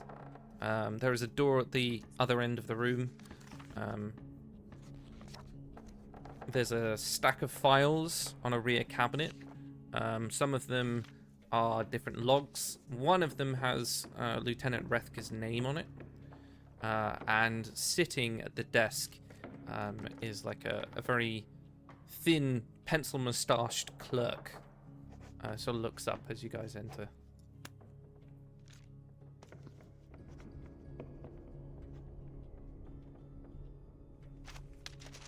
Don't mind us just conducting our inspections. Papers. And, Keenan makes a show of gathering everyone's paperwork, shuffles them together and hands them over. Seems like the vaults are very popular today. And he sort of hands it back to you. You can go. That's fine. Popular? What do you mean? Oh, it's just the lieutenant came down earlier. Got you. And then he's gonna walk through. Yeah.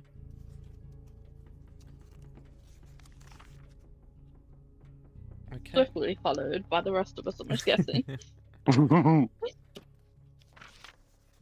We pan very quickly across the city beneath a different corridor of stone and rust.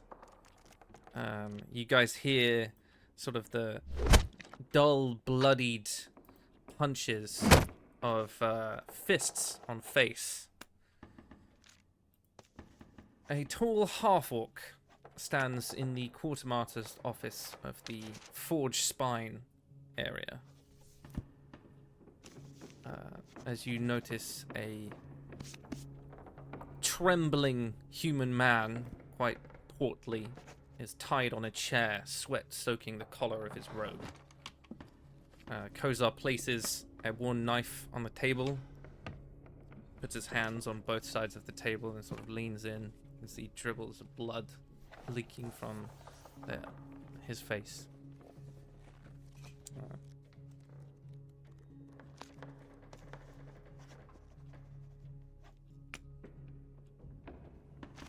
He doesn't say much else other than, you will sign them all out. I don't need your guilt. I need your handwriting. And you watch as the human sort of blinks, then reaches for a folder and then signs a document, and then another one, and then another one.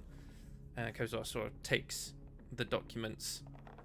And as he's walking out, you will watch as he grabs a torch from the side of the wall and just chucks it behind him.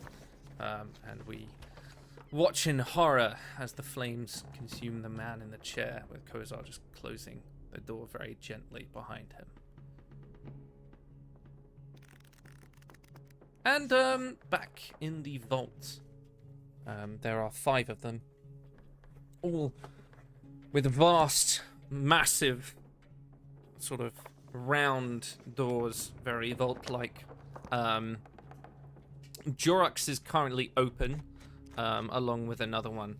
And as you guys move towards it, doesn't seem to be anyone else around. It's quite a long corridor to allow those giant doors, before at the end there's a sort of lift-looking area, you would guess, that goes down rather than up.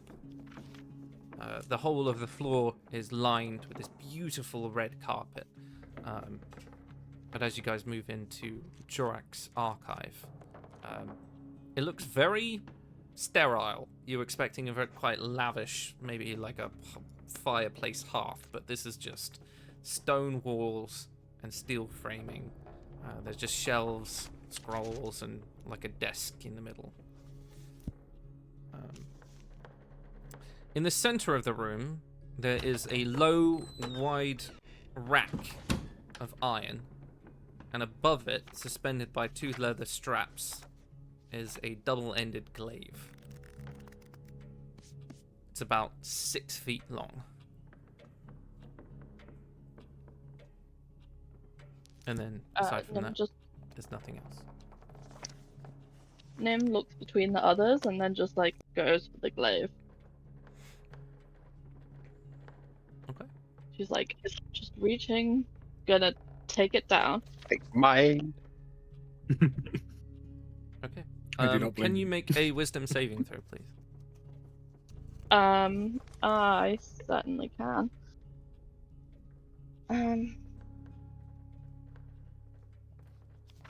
Fine, I got my actual dice out, so let's see how this goes. That is a 19. Nice.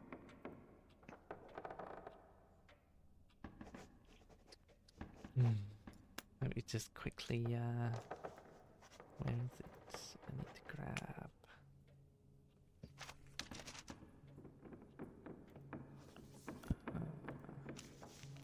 This one will do.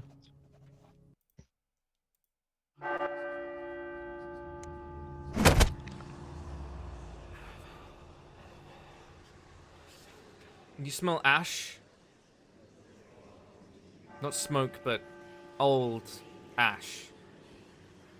And you're stood in what you would assume to be a cathedral, if not for the flaming black obsidian that it's made from. Like it had been once something alive and burned for purpose. You're holding the glaive in your hand. And you can see the runes on it rearrange before your eyes. And off in the distance, underneath this Gothic cathedral, and the sort of fiery hellscape beyond it, there is a very deep sort of pulse as you feel something responds to your presence. Before you're back, and it's just like nothing has happened. Whoa. That was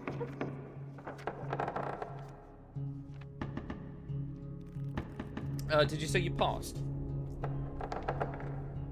19. Okay. So I hope so. I hope so. And 19 failed would be rough, not gonna lie. Well, I need some dice.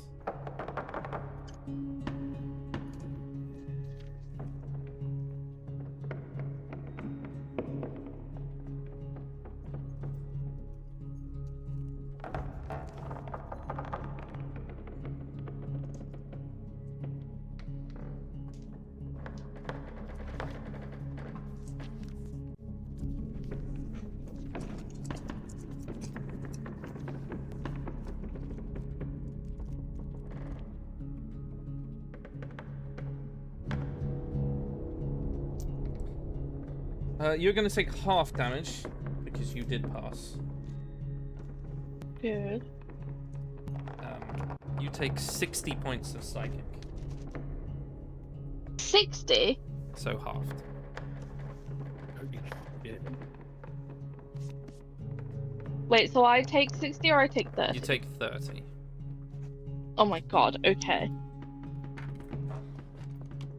Nim is like bleeding out of her nose, just like, oh.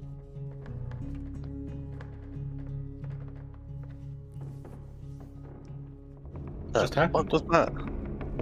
For the rest of you, as you sort of look round to see Nim in that pain and the blood dripping down from her nose, her horns have split from where they normally are into two giant branches that sort of arc upwards. And crested in the middle is a giant flaming crown that's resting above her head. And you can see like a soft shimmer of red flame along where she's holding the glaive. Does this crown look reminiscent of the crown Zephyr saw that one time when, was it? I forget where it was. Oh, when we did the whole vision thing over the mountains. Yeah. Donkeys ago. No, in the vault, wasn't it? Yeah, in the vault. Yeah, the frost flower. Oh, Yeah. Yes, it does. Okay.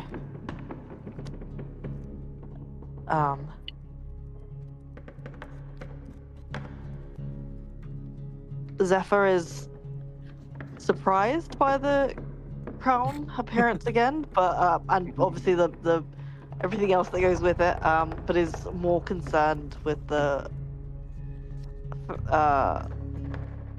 clear pain that Nim is in, and will do something Zephyr never does, and use a healing spell. Hey, let's go! Use it while I have it, and we'll drop and use touch Nim and use cure wounds. So that's go 2d8 plus 3. No, go away.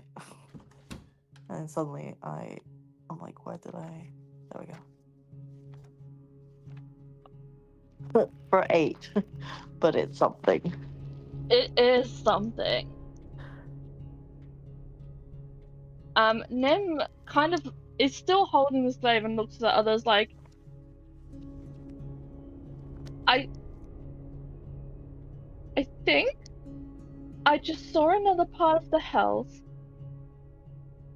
and it tried to kill me. But this glaive is really cool. It tried to kill you, or it tried to take you? I don't know, but it really fucking hurt, whatever it was. Did it feel like someone trying to like drag you away, or is it like getting kicked in the chest? The second one. Okay. Just a thought. I'm not gonna stereotype, but you kind of link to the hells in a way.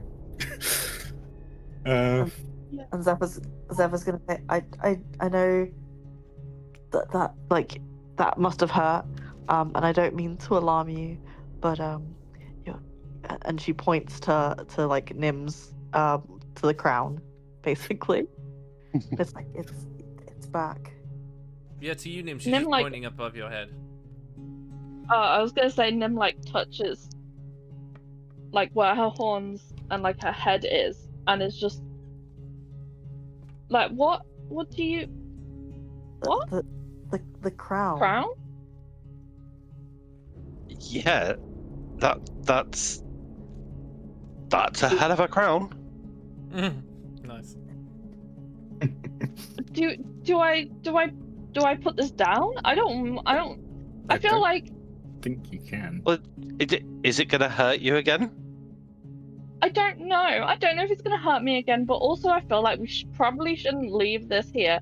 And if I put it down and pick it up again, I feel like it's gonna hurt me, and I don't want to do that.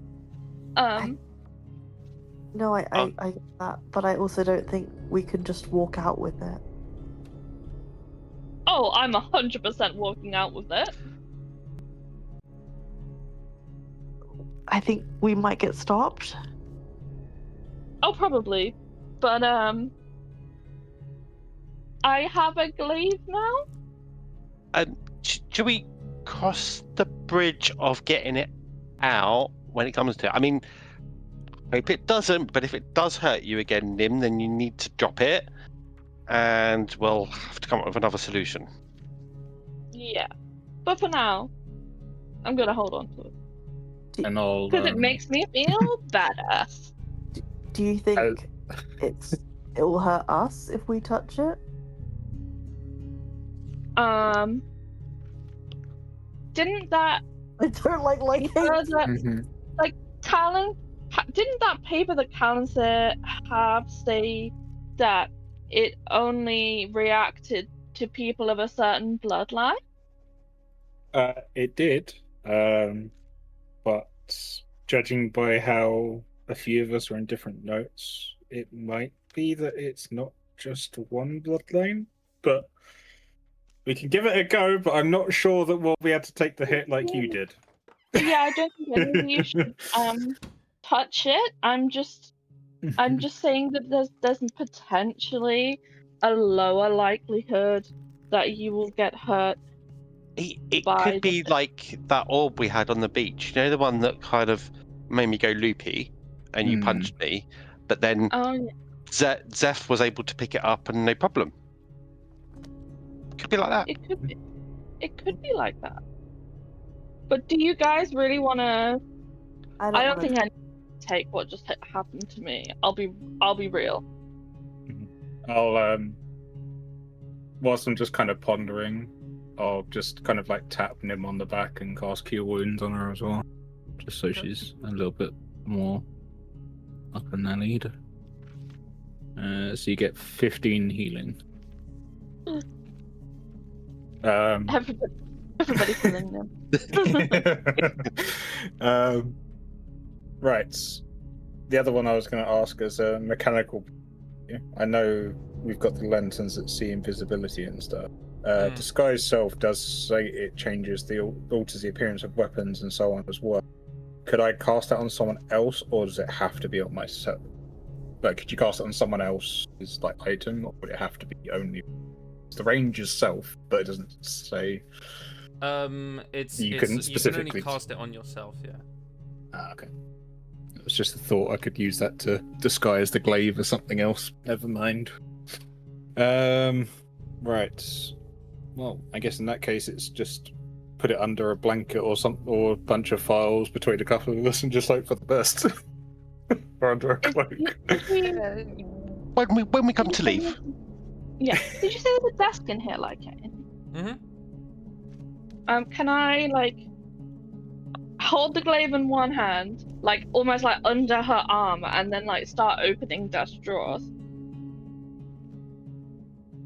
Yeah, if you want to. Can I assist with down. that, and also look for hidden drawers and compartments in the desk? Yes. Make an investigation with advantage.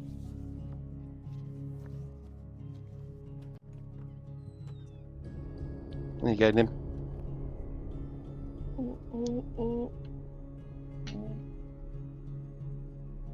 Need to get.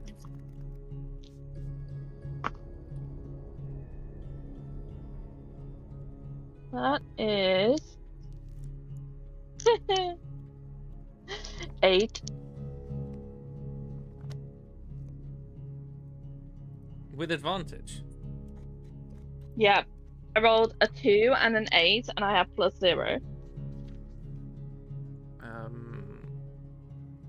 You I rolled don't find shit. anything in your searching. Not in the desk.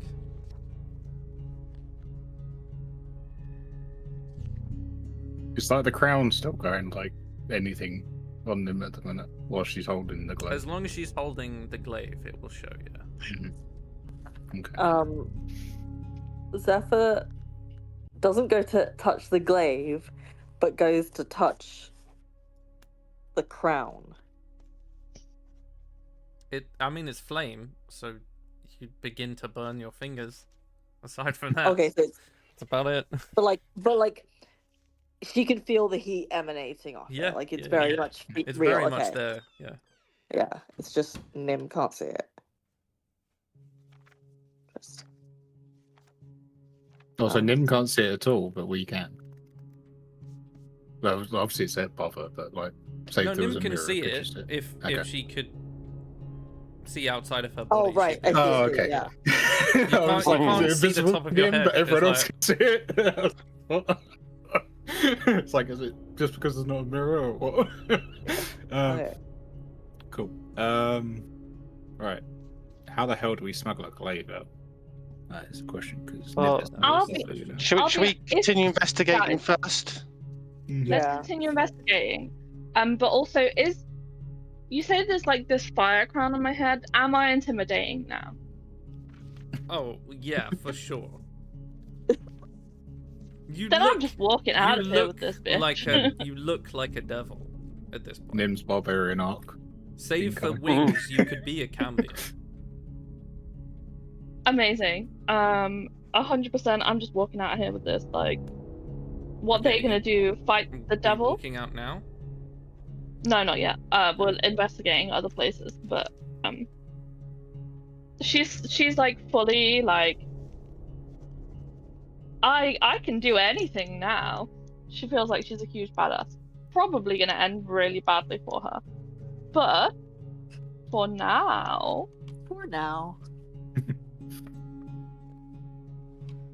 Until they actually come into contact with another person, she feels great.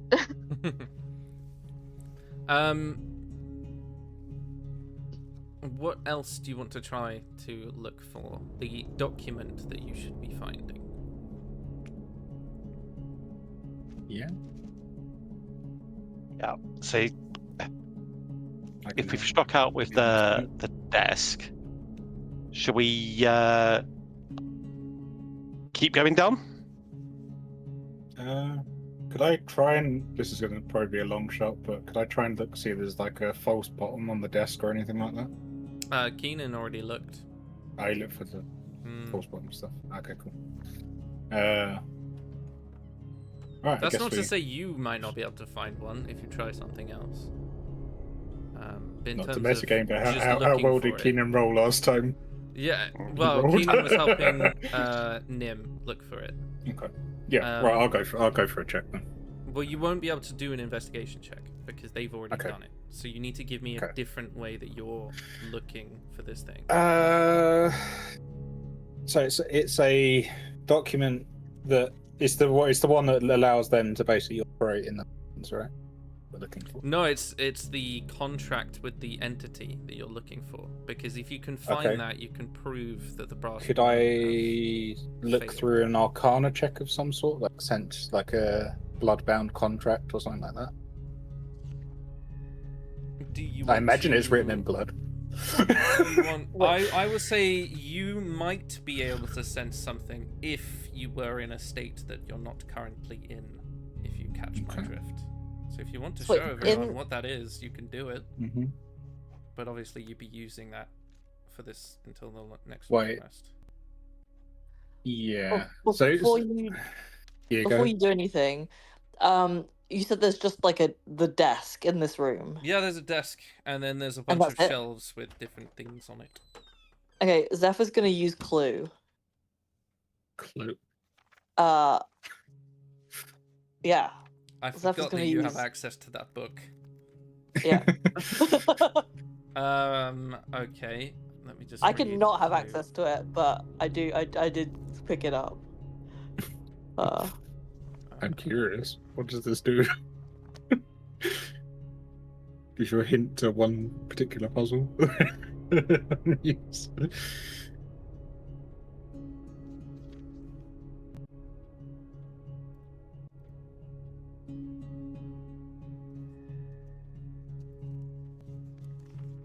When you cast this spell, all footprints and fingerprints within a 30-foot emanation originating from you become highlighted and glow faintly for the duration. When you cast the spell, choose any point in time up to 10 days. Only footprints and fingerprints left between that time and the present will be highlighted. Each creature that leaves footprints and fingerprints is assigned a unique color, but are not otherwise identified. Any creature that moves or touches objects within the emanation will also leave colorful footprints and fingerprints, which might reveal invisible creatures in the area. Yes, you may. Describe to me what clue looks like for Zephyr. So Zephyr closes her eyes for a minute, and then when she opens them, I imagine her eyes, which are already blue, but they kind of almost glow a little bit. And she looks down at this desk and looks at the hands of Keenan and Nim, who've already been like touching this desk, and kind of like associates any visible fingerprints like on the table with them, and she's looking specifically for fingerprints that aren't theirs. Yeah. So you see a bunch of fingerprints around the underside panel of the front of the desk rather than where the drawers are. And there's a different like wooden filigree, and right in the middle there looks to be like a big thumbprint that maybe someone's pressed something inwards. Aside from that, you can see obviously all the different footsteps around, mainly all blue, so you would guess maybe that's Jorak. And I will say, as you're looking around, you also notice that there is a set of red footprints that lead down the hallway. Okay. Because you can't see that far. Fingerprints on that like go to that like groove or like the panel you were talking about. Are they the blue ones or the red ones? They're the blue ones. Blue ones, okay. Zephyr asks Keenan if she like to borrow a dagger, like some sort of small blade, and see if she can like jimmy that panel open. Yeah, absolutely. You just watch as Zephyr her eyes glow blue and she's looking around, takes the dagger off Keenan, begins to like jammy and wiggle it, and before long you just hear this like dull thud as the bottom part of the drawer just falls out of the front of the desk, and there in like a bound scroll is, you would guess, a contract of some kind. It's quite large. It's bigger than A4 for sure, and isn't sealed, so you can read it if you want to, but you have found it for sure. I think Zephyr's read too much today. Zephyr's gonna immediately hand it to Keenan.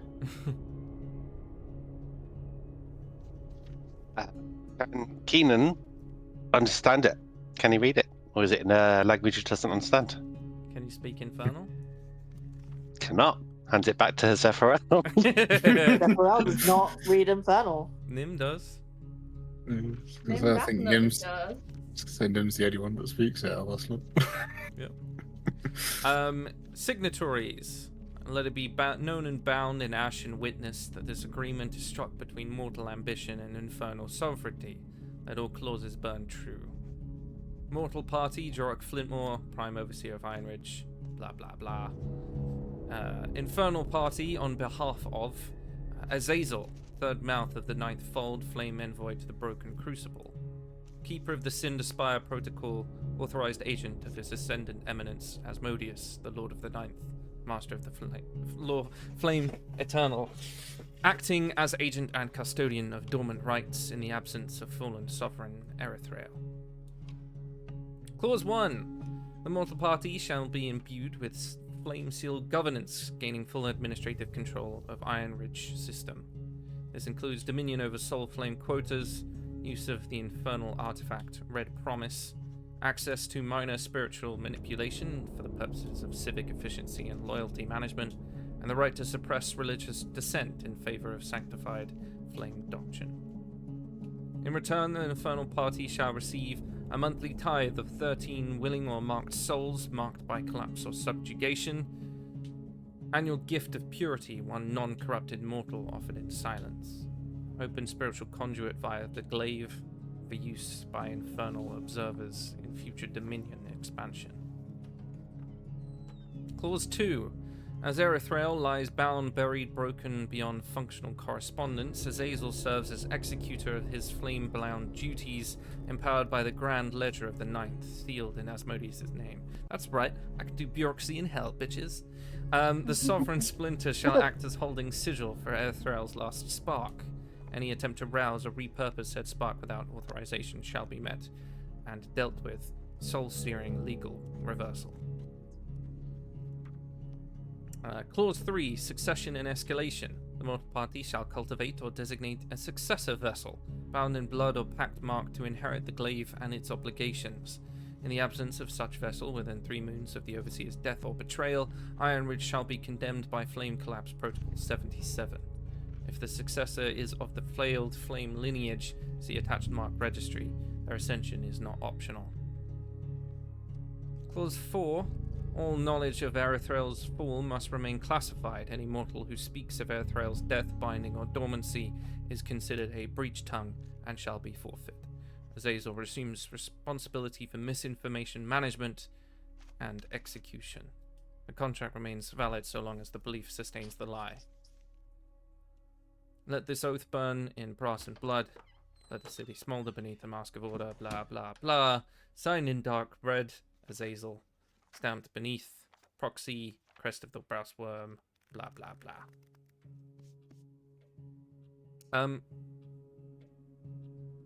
That's it.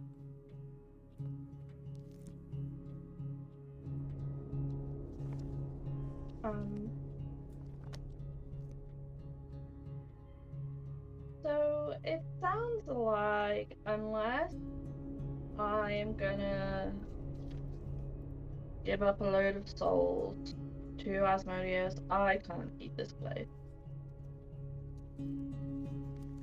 Which is sad because I'm not gonna give up innocent souls to Asmodeus. So maybe there's a way we can tinker with it. I'm so relieved you said that. I thought you were going to say, I'm not going to give up this glaive.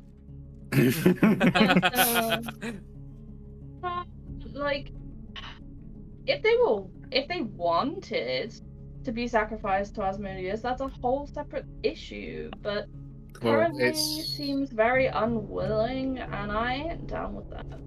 Well, it said 15 souls, right? 13. And 13, sorry. So it said 13 souls. Mm-hmm. The blades are made of obsidian, which we've seen as now what they call soul glass, right? Yeah. Maybe we can, when we get to the dwarven place and we find someone who's a bit better at tinkering and artificery than myself, we can alter it so it, upon killing someone, it takes that as the sacrifice, maybe? Just a thought. Could be a loophole. Could be. I do think from reading Sorry, this contract, it's just really funny that... because the thing you've just mentioned is an actual weapon that currently exists in the world. As you know it is. And it just made me laugh thinking about it. Let's go and carry on. I think that's a great plan. My only potential issue is if this leaves Ironridge, will Ironridge go up in flames? Is that what that says, Keenan? You're better at legal speak than me. Is that what this says? No, it said, in the absence of a vessel within 3 moons of the overseer's death or betrayal, Ironridge shall be condemned by Flame Collapse Protocol 77. So they have to designate a successor vessel bound in blood or pact mark to inherit the glaive and its obligations.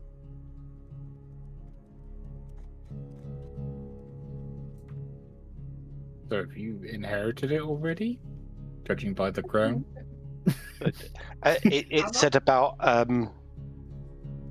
the list of names attached. Something when it talked about. Oh, see attached mark registry. Yes. It's. I will need a investigation check from Nim because it is coded. I really want to try this right at February. See. I'm gonna let things plan out and see how If it goes. I can roll better this time. Please be good. Please be good. That is a 14. Well, one you know because the birth date is yours. I see. That one is entry N Masmir, alias Nemessa. Alias? God, I can't read. Status active, gender female, age at registration 12, region Ixalora, lineage trace Masmir tier 3, 2, whatever I'm in 2. Erythrael confirmed via maternal blood.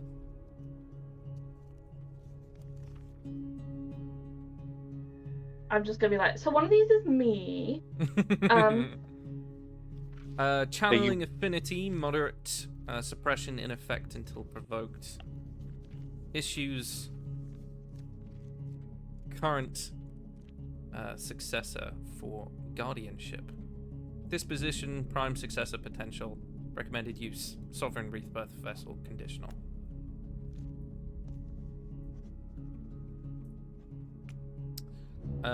There's one that's unnamed. The best you can figure out is it's someone in Ixalora. It says their status is dormant. There's a child. This is, and then you read it more, and you're like, no, it says child of Noctune Vale. This says status fragmented. And then there's another one that says Esmerkella. That says status sealed. And finally, there is one that says S. Revka. Status active, gender female, age at registration 2, region Iron Ridge, lineage trace Asmodeus, tier 1.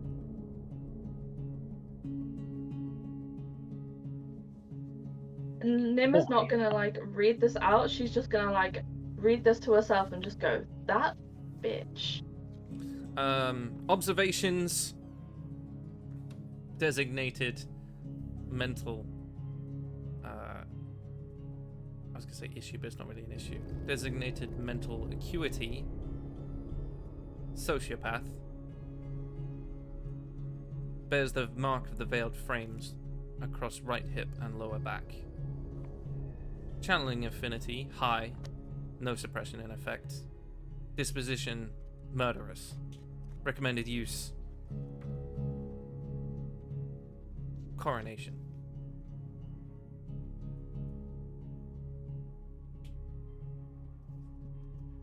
I'm gonna just be like, guys, this lieutenant bitch who's around, direct descendant of Asmodeus and is a murderous sociopath. So I feel like maybe we should deal with her. Can we deal with her? I'm down for a scrap at the best of times, but we don't have half our equipment right now. Oh, that reminds me. I don't mean like immediately straight away.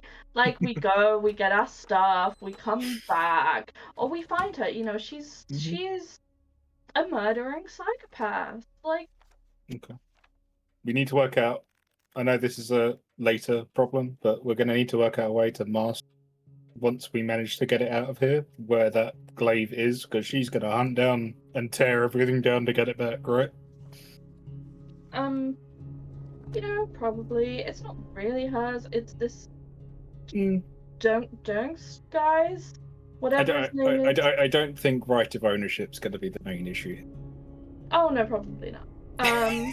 But right, I think that she can get fucked, quite frankly. So I'm guessing this lieutenant is sort of like your version of Breckle, right? Oh, 100%. Okay, I get it. Like I keep Alchemist Fire just in case I want to burn his face off again. I totally get it. But yeah, I think we'll take the calm and collective approach. And just try and make our way out of here. Maybe blow some stuff up on the way, and then make sure that we take her down on the way, if we can. Oh, we can. I'm sure we can. There's no issues here. Okay. And I'll is there like a chair on the like desk in this room that we're at? Yeah. Like just packed up against it. I'm just gonna like take one of the vials I've got and just kind of like crush it so there's like shards of glass in the chair and just leave it there. I love it. Oh, and I'll make sure it's with the mastiff goop that I collected ages ago as I well. love So that. it's vile. It's like rotten to shit. Lycaine, would Keenan know of any way to break a contract like this? To break it? Hadn't really thought about that.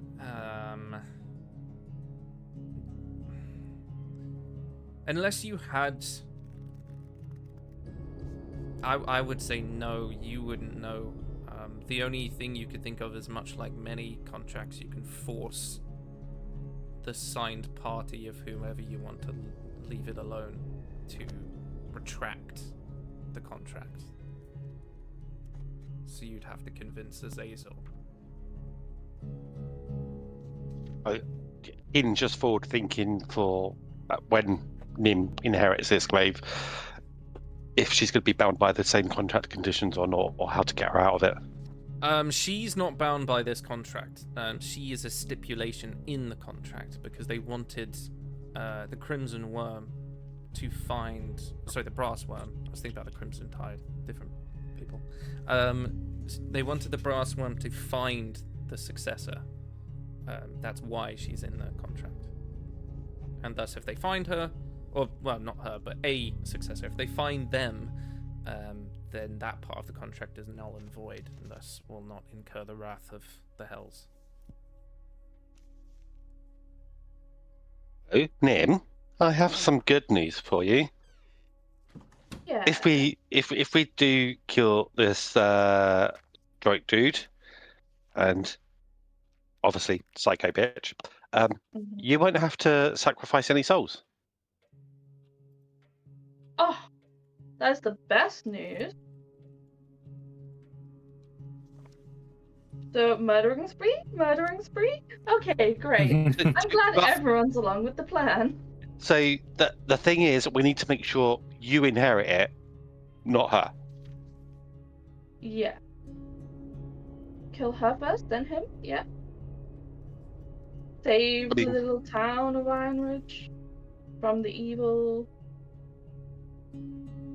I mean, plotting. we could also take it far away. It's in your possession, and we kill him. One person kills him,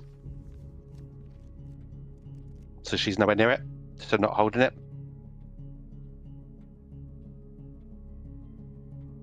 Yeah, I mean, I guess.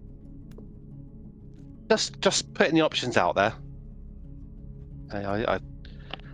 We've had some pretty, decent fights, and we've taken down some big old fellas. But I've never fought a first descendant of Asmodeus before. Zephyr, as this is all happening, you get like a waft of like crushed rose and spice, and your eyes like flick back to the vault doorway, and then like back to the group as they're talking. The footprints are recent, and the clerk mentioned that the lieutenant had come down here.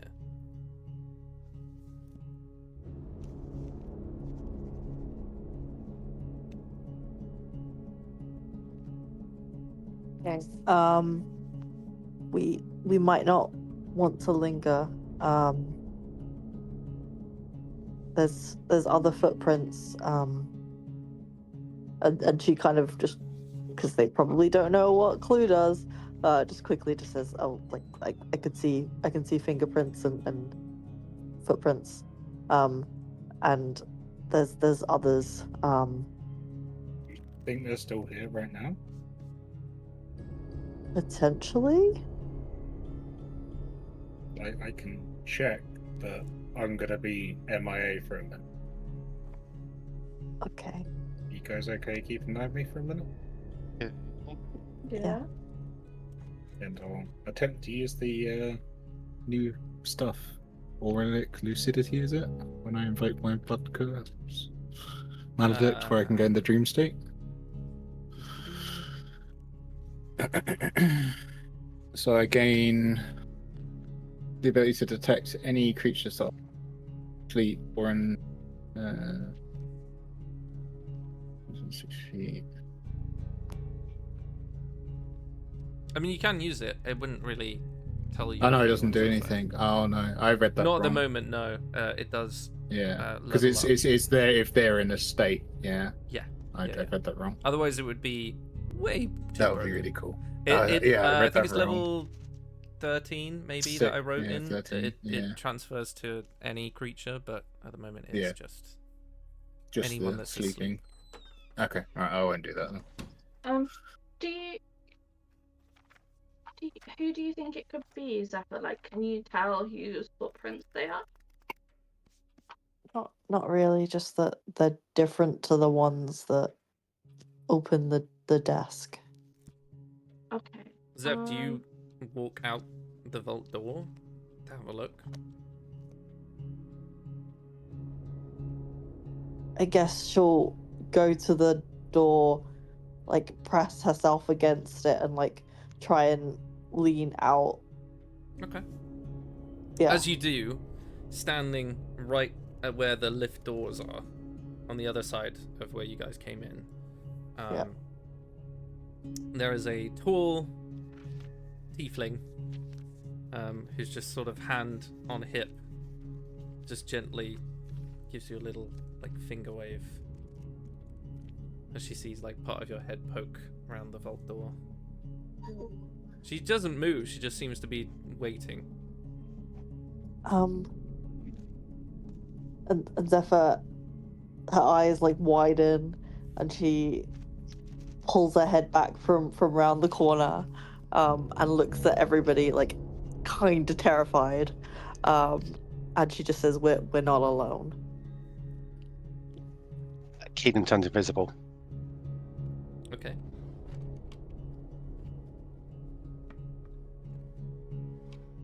Okay. Wait, what is the description of this tiefling woman? Just tiefling woman? It's just Seth, but like... I will say, just to move it on a little bit, as you guys all sort of like peek back round like Scooby-Doo style. Yeah. Standing at the end, sort of lent one hand near a sort of black looking whip that's hung on her hips. She's the color of a cooled emberstone, much like Nim, very deep maroon. Her hair is long, rippling curls of black and crimson. It's very glossy and very well kept. It gathers in rings around her shoulders. She has beautifully symmetrical horns that curl back, and they look like they've been filed into like jagged curves of a blade. You can see softly trailing infernal script trimmed with silver jewelry that's sort of wrapped all around them. She's dressed in a tailored leather jet black jacket with a sort of like cropped top showing off things. I won't go into it because that's just creepy. It's got very vermilion stitching, and you can see ceremonial pauldrons of high command on the sides. She's got a very high collar around her neck, and you can see like the sigils of a flame with a crown etched in garnet, and a silver chain around her waist drapes with little tiny medallions. Even from the distance, Keenan, you clock that those are soul coins almost immediately. Her eyes are probably the most terrifying thing. They're a cool, slitted violet. So she looks like cat-eyed, with like a glowing violet behind her eye. I'm trying to remember the name. The whites of her eyes aren't white; they're black. And she looks very much like a very shark-like predatory nature. As she sort of waves again, you can see like long, sharpened black nails and like delicate fangs pointing from her teeth. There's like a very delighted smile as she like tilts her head at all of you. She's like seduction incarnate, but also so sociopathic as hell. And it's just like Zephyr is confused, both terrified and mildly aroused. Isn't everyone? Yeah, I was gonna say you and me both. You can all come out if you want. I could scream and alert the guards, but that would be boring. Keenan will step out, but he's really closely watching her to see if she can see him at all.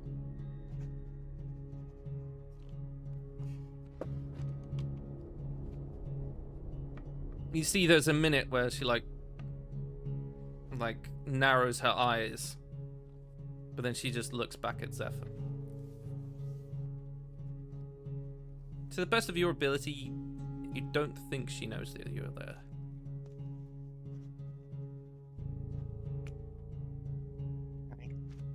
Gonna try and do something stupid. Gonna try and sneak up next to her. Okay. Nim close do you takes wanna a step get? out. Just Literally within melee range. Okay.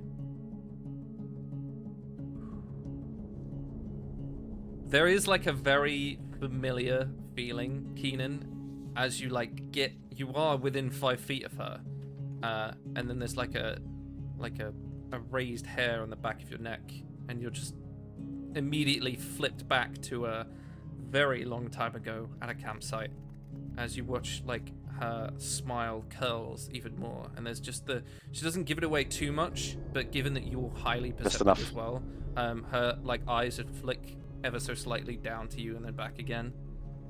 She does know that you're there, but you are within 5 feet of her. So. Okay.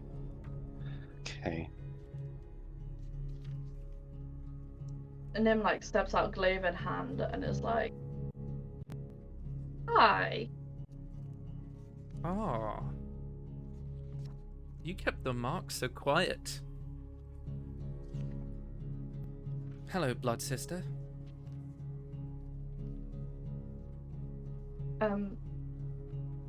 Hi. That's mine. If you'd be so kind to give it back. Not anymore. It's not.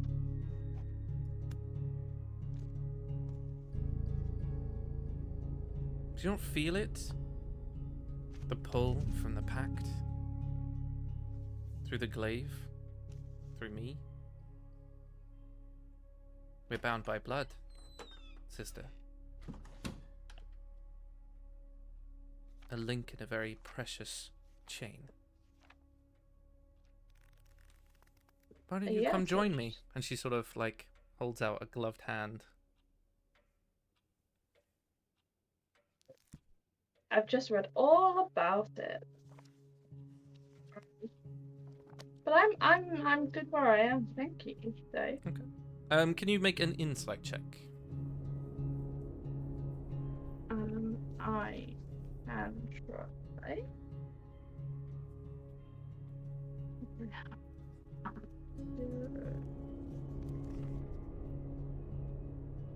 That is 5. A 5. Yep. Yeah. You don't know why, but she feels so familiar. It's like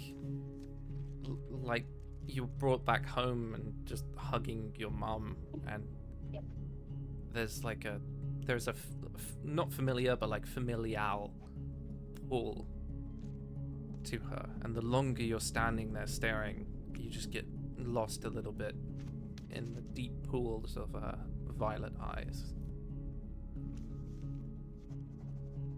I shake my head a little. We will pick up next week. I need all of you to roll initiative.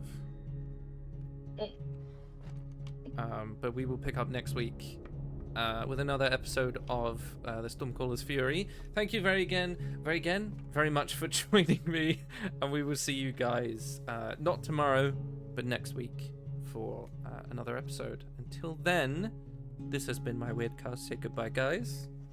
Goodbye, Bye, guys. guys. Bye.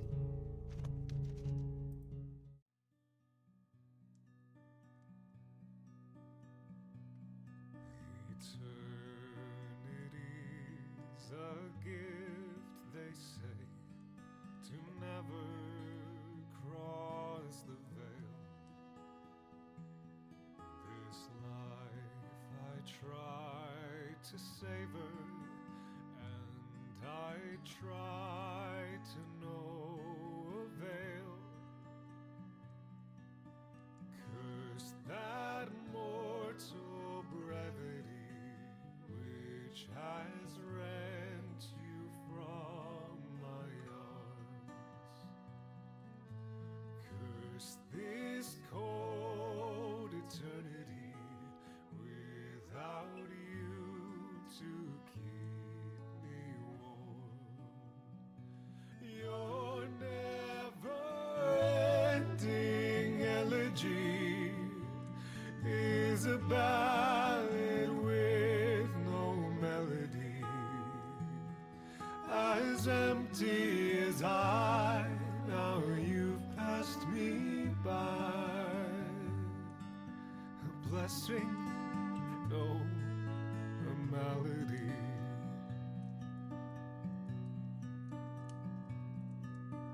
Why do roses bloom in spring, only to wither and die? You were all that was good in me.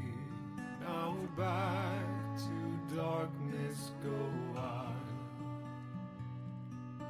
Take with you my sanity, better madness than the pain of my want. All my effort is vanity, and I hear the ravens taunt. Your never-ending elegy is a ballad with no melody, as empty as I. Now you've passed me by. A blessing, no, a malady. My eternal malady.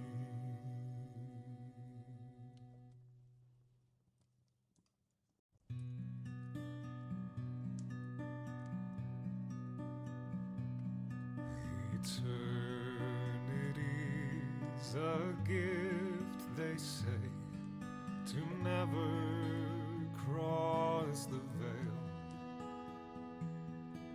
This life I try to savor, and I try to no avail. Curse that mortal brevity which has rent you from my arms. Curse this cold eternity without you to keep me warm. Your never-ending elegy is a ballad with no melody, as empty as I. Now you've passed me by. A blessing, no, a malady.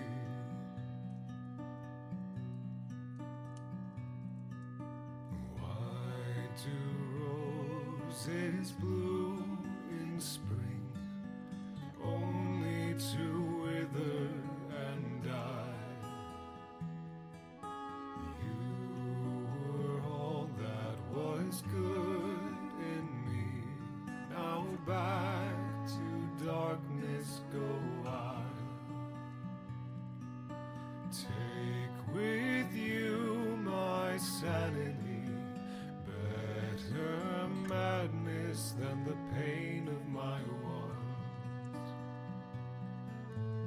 All my effort is vanity, and I hear the ravens taunt. Your never-ending elegy is a ballad with no melody, as empty as I. Now you've passed me by. A blessing, no, a malady. My eternal malady.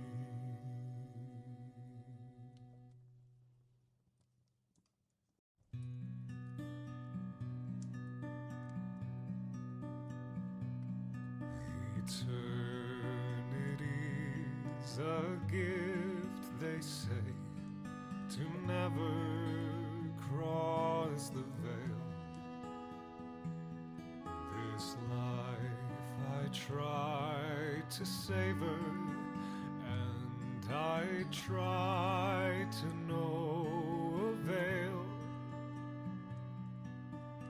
Curse that mortal brevity which has rent you from my arms.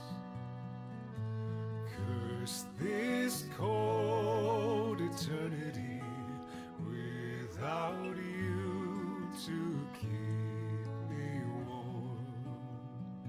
Your never-ending elegy is a ballad with no melody, as empty as I. Now you've passed me by.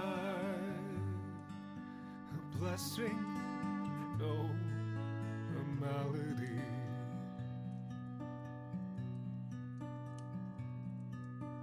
Why do roses bloom in spring, only to wither and die? You were all that was good in me. Now back to darkness go I. Take with you my sanity, better madness than the pain of my want. All my effort is vanity, and I hear the ravens Your never-ending elegy is a ballad with no melody, as empty as I. Now you've passed me by. A blessing, no, a malady. My eternal malady.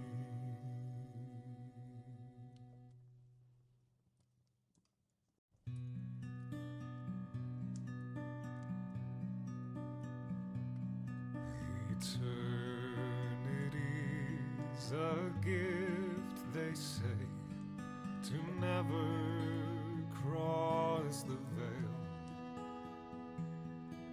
This life I try to savor, and I try to no avail. Curse that mortal brevity which has rent you from my arms. Curse this cold eternity without you to keep me warm.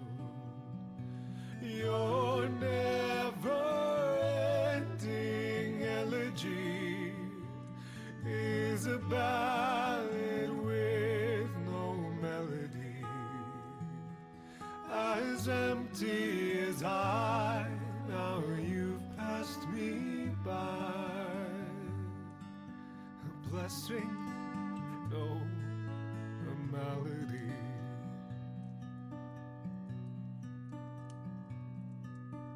Why do roses bloom in spring, only to wither and die?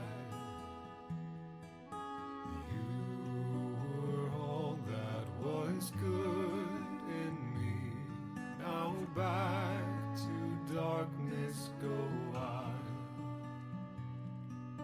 Take with you my sanity, better madness than the pain of my want. All my effort is vanity, and I hear the ravens taunt. Your never-ending elegy is a ballad with no melody, as empty as I. Now you've passed me by. A blessing, no, a malady. My eternal malady.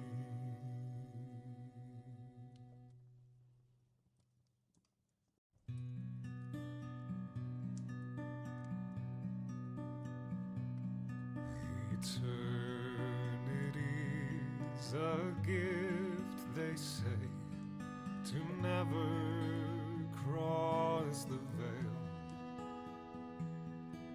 This life I try to savor, and I try to no avail. Curse that mortal brevity which has rent you from my arms. Curse this cold eternity without you to keep me warm. Your never-ending elegy is a ballad with no melody, as empty as I. Now you've passed me by. A blessing, no, a malady.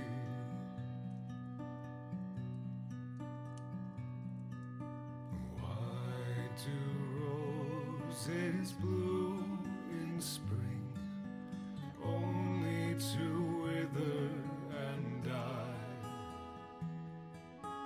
You were all that was good in me. Now back to darkness go I. Take with you my sanity, better madness than the pain of my wants. All my effort is vanity, and I hear the ravens taunt.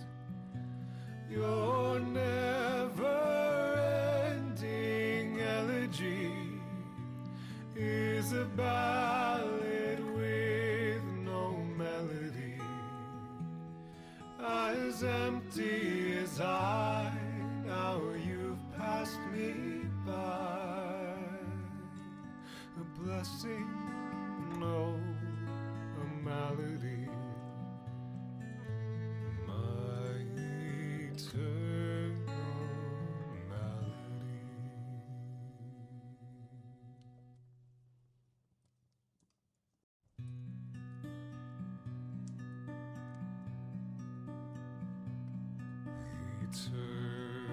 Eternity's a gift, they say, to never cross the veil.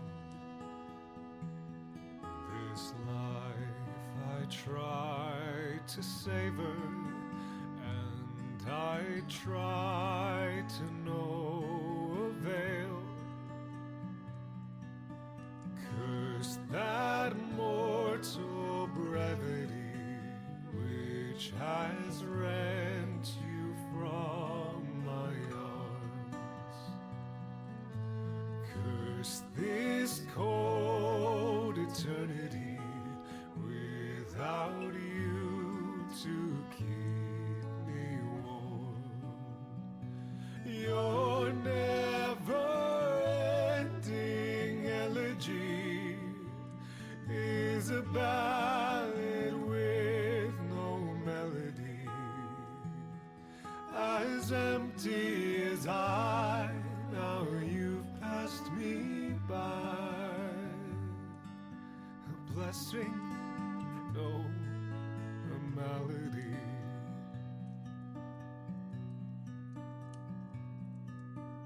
Why do roses bloom in spring, only to wither and die?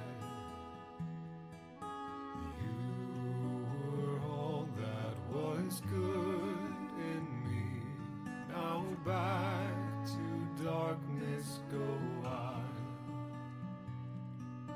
Take with you my sanity, better madness than the pain of my wants. All my effort is vanity, and I hear the ravens taunt. Your never-ending elegy is a ballad with no melody, as empty as I. Now you've passed me by. A blessing, no, a malady. My eternal malady.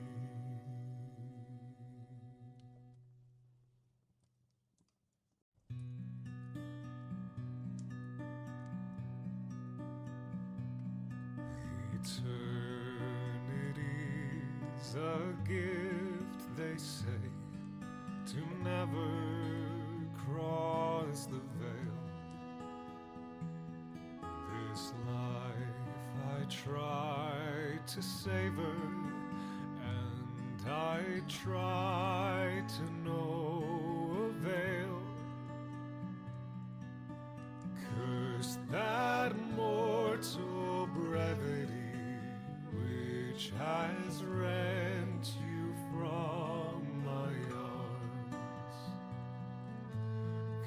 curse this cold eternity without you to keep me warm. Your never-ending elegy is a ballad with no melody, as empty as I. Now you've passed me by. A blessing, no, a malady.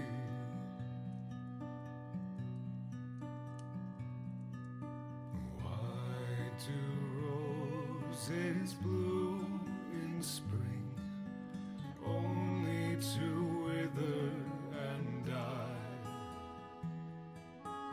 You were all that was good in me. Now back to darkness go I. Take with you my sanity, better madness than the pain of my want.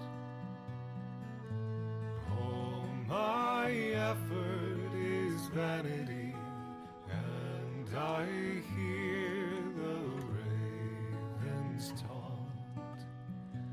Your never-ending elegy is a ballad with no melody, as empty as I.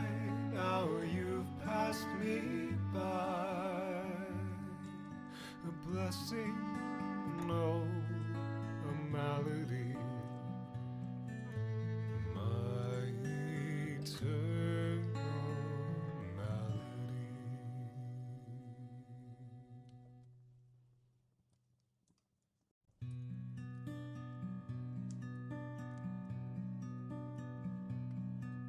Eternal